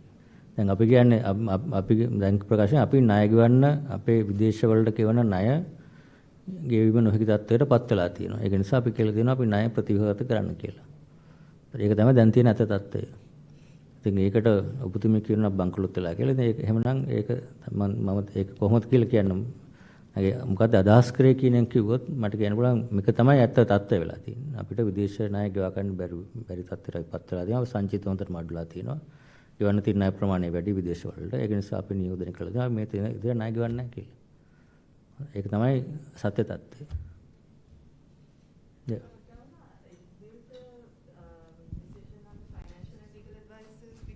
To cabinet tomorrow, is that, do you have a clarity in terms of the time? Yeah, we have intention to submit it to the next cabinet. That when the next cabinet is tomorrow, or that is a decision probably made by the president or office of the cabinet. So we will wait and see. I can't exactly say when that will be submitted, but we are ready to submit to the next cabinet. Thank you. ඔබතුමා ප්‍රකාශ කරා මාස දෙකකින් විතර staff level increment එකකට එන්න පුළුවන් කියලා IMF එකත් එක්ක. හැබැයි අර සබ්‍රි ඇමතුමා මුදල් ඇමතුමා ඉදිරියේ ඉන්නකොට එතුමා පාර්ලිමේන්තුවේ ප්‍රකාශ කරේ මාස 6ක් විතර යයි මේ මූල්‍ය පහසුකමක් ලබා ගන්න එකඟතාවයකට එන්න කියලා. දැන් අලුත් තත්ත්වය කොහොමද කොච්චර කල් යයිද? මොකද පරස්පරයක් තියෙන ඇමතුමයි ඔබතුමයි කියපු දේ. නෑ ඒක මම හිතන්නේ ඔබතුමාගේ වැරදිට අර්ථකථනයකද කියන්නේ ඇමතිතුමා ඒක දැන් පැහැදිලිව ක්‍රම දෙකක් තියෙනවානේ. ණය ප්‍රතිඝාත කිරීමට මාස 1ක කාලයක් කරලා යනවා. ඒතර ඒ ගියාම තමයි සම්පූර්ණයෙන්ම මේක යම් කිසි ආකාරයකට එන්නේ. එතුමා සඳහන් කරාත් ඒක වෙන්නේ නැති. අපි IMF එකත් එක්ක යම් කිසි ආකාරයකට දිවිසුමකට එන්න මාස දෙක කාලයක් විතර ගිහිල්ලා බෝඩ් එකට යන තව මාසෙක විතර කාලයක් යන එක තමයි අපි බලාපොරොත්තු වෙන්නේ. ඉතින් ඒක දැන් මේ පහුගිය දවස්වල සිද්ධ වෙච්ච සිද්ධි නිසා යම් කිසි ආකාරයක මේක ප්‍රමාදයකුත් වෙලා බව පේනවා. ඒක නිසා තමයි අර මට තියා කාටවත් එක්ක කියන්න බෑ මේක මේ අවල් දවසේ මේක ඉවර කරනවා කියන එක. අපි ඒ තිබිච්ච තත්ත්වය අනුව බලාපොරොත්තුව තමයි තිබුණේ එක ක්‍රියාවලියක් මාස 3ක අවසන් කරන්න පුළුවන්. ක්‍රියාවලිය මාස 6කින් අවසන් කරන්න පුළුවන්. ඒතර ඒ අතරතුර යම් කිසි ආකාරයක 3කින් අවසන් කරාම යම් කිසි ආකාරයක සහන ටිකක් සමහර ආයතන ලබා ගන්න පුළුවන්. ඒ අනුව මේ තත්ත්වය මේ වඩා හොඳ තත්ත්වයකට පත් කරන්න පුළුවන්. එහෙම ආවොත් මාස 3කින් ආවොත් ඊට පස්සේ මාසයක් ගියා කියන්නේ සම්පූර්ණයෙන්ම 6කින් කරගත්තොත් ඒ හැම එකේම මට කියන්න තියෙන්නේ ඒක අපි විතරක් කරන දෙයක් නෙවෙයිනේ. දැන් අපි IMF එකට සාකච්ඡා කරනකොට අපි දෙකොල්ලම එකඟත්වයට ආවම තමයි මාස 3 එකඟත්වය එන්න ඕන. ඒතකොට ණය ගෙවන අය අපි ණය දීපු අය අපිත් එක්ක එකඟ වෙන්න ඕන කොහොමද මේ ඉදිරියට ණය ගෙවන්න කියන එක එකඟතාවයට එන. ඒතකොට අපි බලාපොරොත්තු වෙන අපේ බලාපොරොත්තු සංකල්ප අපි බලාපොරොත්තු වෙනවා මාස 6කින් විතර එකඟතාවයට පත් වෙන්න පුළුවන් වෙයි කියලා. නමුත් ඒක අපි දෙකොල්ලගේම ක්‍රියාදාමයේ මත තීරණය වෙන දෙයක්. ඒතකොට අපි කිව්වේ සාමාන්‍යයෙන් යන අනිත් රටවල් වෙච්ච ආකාරයට සාමාන්‍ය යන ක්‍රියාදාමයට බලාපොරොත්තු වෙන සාමාන්‍ය කාලය තමයි සඳහන් කරලා තියෙන්නේ. ඒ අතරතුර යම්කිසි බලාපොරොත්තු නොවන දෙයක්. දැන් පහුගිය සතියේ ඒ වෙච්ච සිද්ධිය කලින් බලාපොරොත්තු නෙමෙයිනේ. එහෙම දෙයක් වුණොත් මේක තව කල් යන්න පුළුවන්. එහෙම නැතු සාමාන්‍ය ආකාරයට දැන් තියෙන ප්‍රගතිය අනුව ඉස්සරහට ගියොත් අපිට කාල තුල කරගන්න පුළුවන් වෙයි. අධිපතිතුමාගේ විදේශ විනිමය මේ ඇමරිකන් ඩොලර් 15000 දෙන්නේ 10000 දර ඉලක්කම් දෙකක්ව මට ඒක හරියටම පැහැදිලි 15000 තමයි දැනට පවතින නීතිය යටතේ. ඒක මම හිතන්නේ ඉස්සර තිබ්බේ 10000යි. ඒක නැවත 15000ට ගේනවද නැද්ද කියන එක සලකා බලනවා දැනට. චක්‍රලයේ ගේන්නේ 10000ට අඩු කරලා දෙන්නේ නැත්නම් ඒක තමයි සාකච්ඡා කරගෙන යනවා. ඒ තියෙන විදිහටම આવොත් 15000 තමයි දැනට තියෙන නීතිය. අඩු කරන්නත් පුළුවන් ඒ තත්ත්වය බලලා 10000. එකක් දෙනවා මේ බැංකුවේ තැන්පත් කරන්න. ඔව්. සද්දයක් කාලය ඇතුළත බැංකුවල තැන්පත් කරන අවස්ථාවක් දෙනවා. ඒතකොට ඒ අවස්ථාව ලබාගෙන ඒ අයගේ මුදල් තමන්ගේ සුරක්ෂිතතාවයක් තියෙනවා. මුදල් බැංකුවේ තැන්පත් කරන්න පුළුවන්. ඒ මුදලට හොඳ විදේශ විනිමයක් ලැබෙනවා. දැන් රුපියල් 360ක් 70ක විතර ගන්න පුළුවන් මුදල් තැන්පත් කරොත්. ඊට අමතරව මේ මුදල බැංකුවේ තැන්පත් කරොත් පොලිසිය 20ක විතර ගන්නත් පුළුවන්. ඒතකොට මම හිතන්නේ යම්කිසි කෙනෙක් මේක මුදලේ වටිනාකමට තියන් ඉන්නවා නම් මේ වෙලාවේ තියෙන හොඳම දේ තමයි ඒ විදේශ විනිමය ප්‍රමාණය බැංකුවක තැන්පත් කරලා දැන් තියෙන විනිමය අනුපාතයට හොඳ රුපියල් ප්‍රමාණයක් අරගෙන ඒ රුපියල් ප්‍රමාණයට තවත් වැඩි පොලියක් ගැනීම මම හිතන්නේ දැනට තියෙන මුදලේ වටිනාකම ගැන දිහා බලලා කරනවා නම් තියෙන හොඳම දේ. මොකද තව ටිකක් කල් ගියොත් මේ 360 කියන එක 350 40 වෙන්නත් පුළුවන්. ඒතකොට ඒගොල්ලන්ට ලැබෙන්නේ අඩු රුපියල් මුදලක්.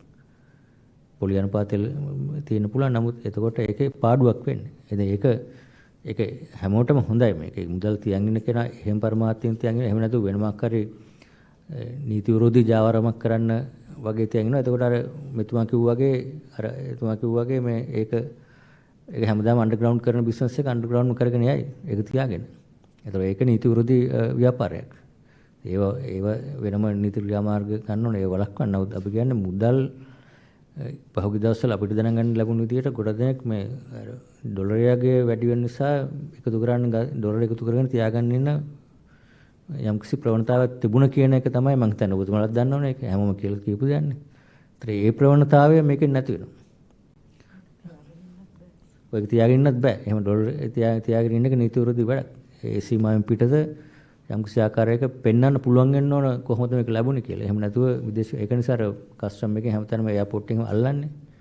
අල්ලලා ඉවරලා ඒක රාජසන්තක කරලා ඒවට දඩ ගෙවන්නේ. ඒක රට පුරාමත් ඒක ක්‍රියාත්මක කරන්න වෙනවා. ඒ ක්‍රමයේදී. අධිපතිතුමා දැන් අර මුදල් ඇමතුමා හිටපු මුදල් ඇමතුමා බිලියන් 3ක් 4ක් ඉක්මනට මේ බ්‍රිජින් ෆයිනෑන්ස් ඕන අපිට මේ පොලින් නැතුව ගෙනියන්න කියලා.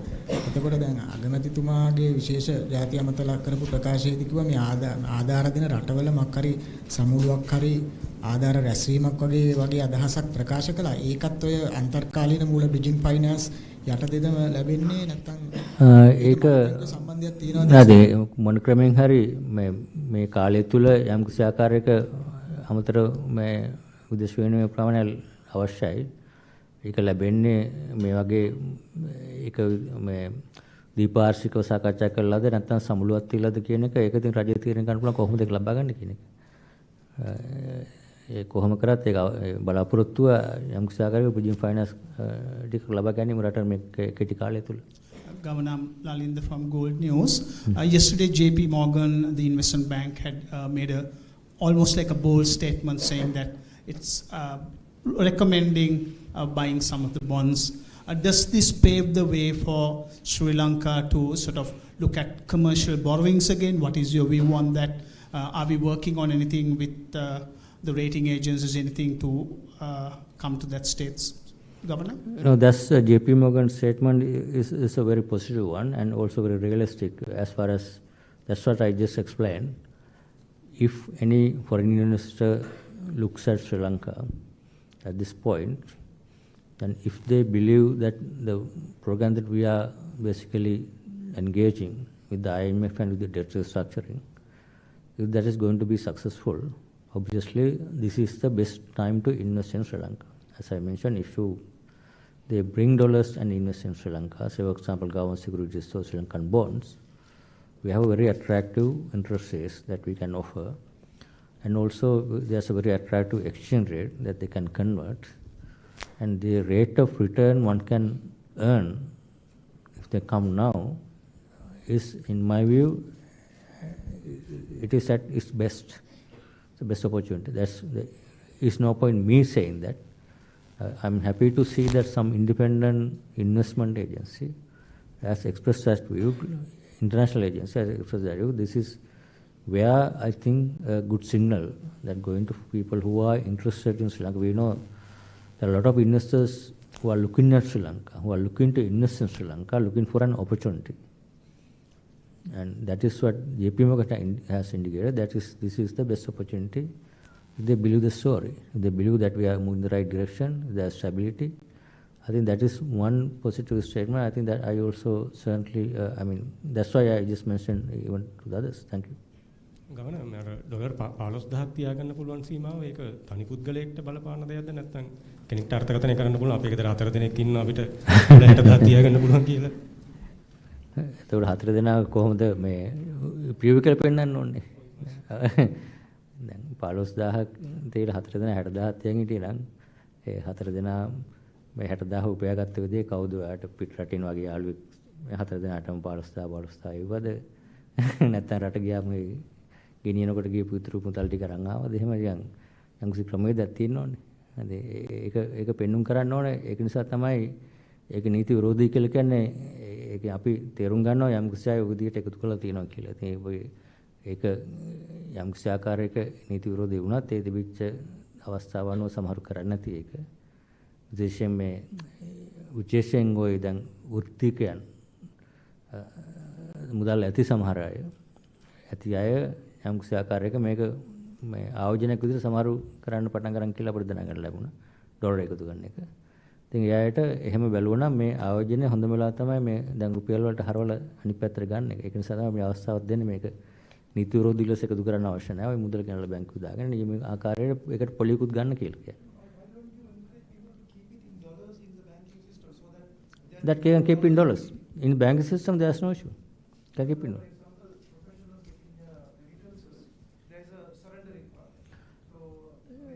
No, yeah, I mean, this is what we impose, but this is why I mentioned earlier we are going to relax that on gradual basis. That is for foreign exchange income that they earn, similar to export income, no? That we are selling a service and bring that money to the country. So if you are having the rule that exporters who are earning foreign exchange, and if we impose a rule that you also convert, it is the kind of a same level playing field and same rule applicable to service exports. But the problem here is that service exports, it's difficult for us to reconcile because any goods import going through a customs, but service exports going through a different means. That is why if that is not very effective, I think I would certainly already express that we are going to relax that. Then at least people who, as a result, if they are not bringing money, this is an incentive for them to bring and keep keep in commercial bank. Yeah. That certainly, I think we look at the numbers. Even the service account, we are getting conversion about 300 million per month. Repatriated. Yeah. So we look at the numbers. Even under this rule, we are getting about $300 million per month repatriated. So I think because that's a significant flow, I think if one can imagine if we remove that, we get 500 million. That would be better. That's what we are looking at. If we going to lose 300 million, that other risk is that if we remove the requirement, whether we would not get the 300 million. That's the part of the thing that we are looking at. Governor, there is two issues here for money for imports versus the balance sheet issue in the banks. So if you, even if you don't give the full conversion, even if you allow part of it to be deposited, the balance sheet issue of the dollar books of the banks might be solved. What is the balance? I didn't understand. Because of the outflows of some of the credit lines and so on, some of the banks, they cannot renew the swap lines. So from the balance sheet side of the bank, they have a problem with the lack of deposit in some of the banks. Can you respond?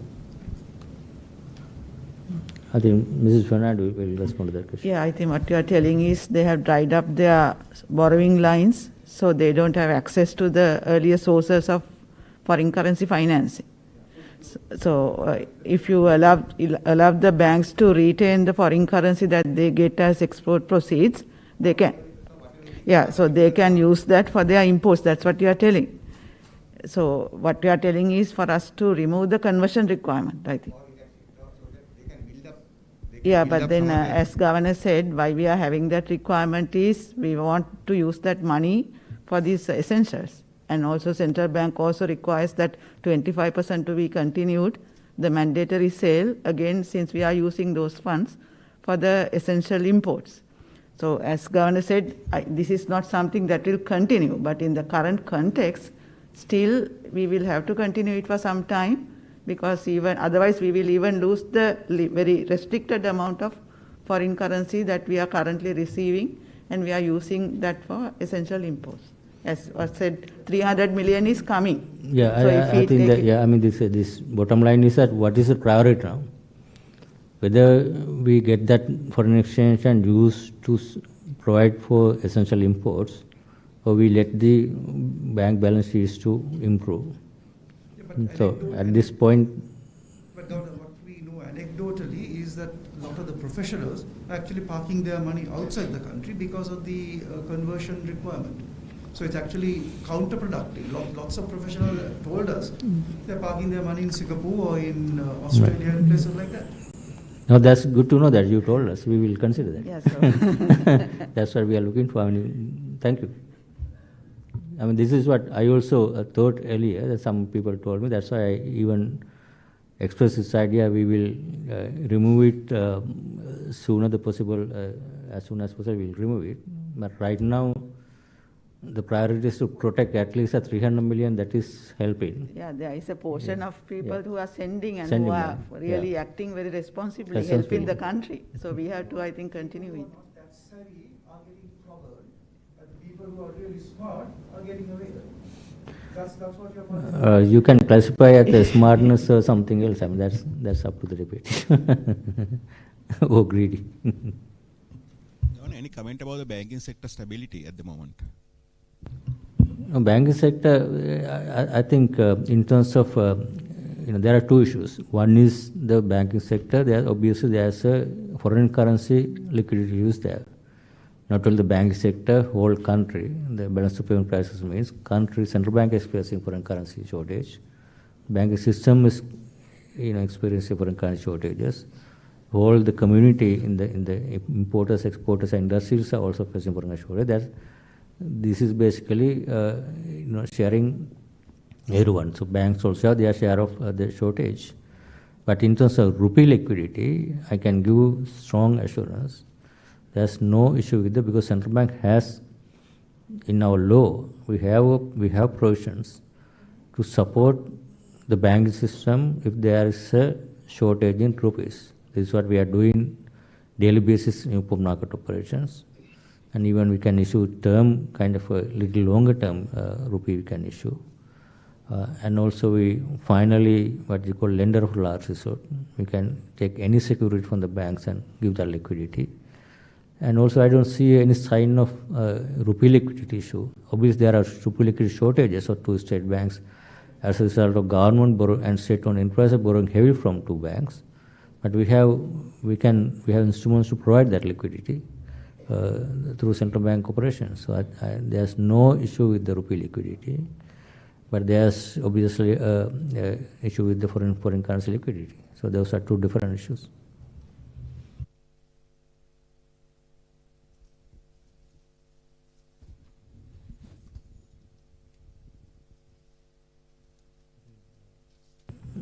It's all probably questions. There are more questions. Let me stop. Thank you very much.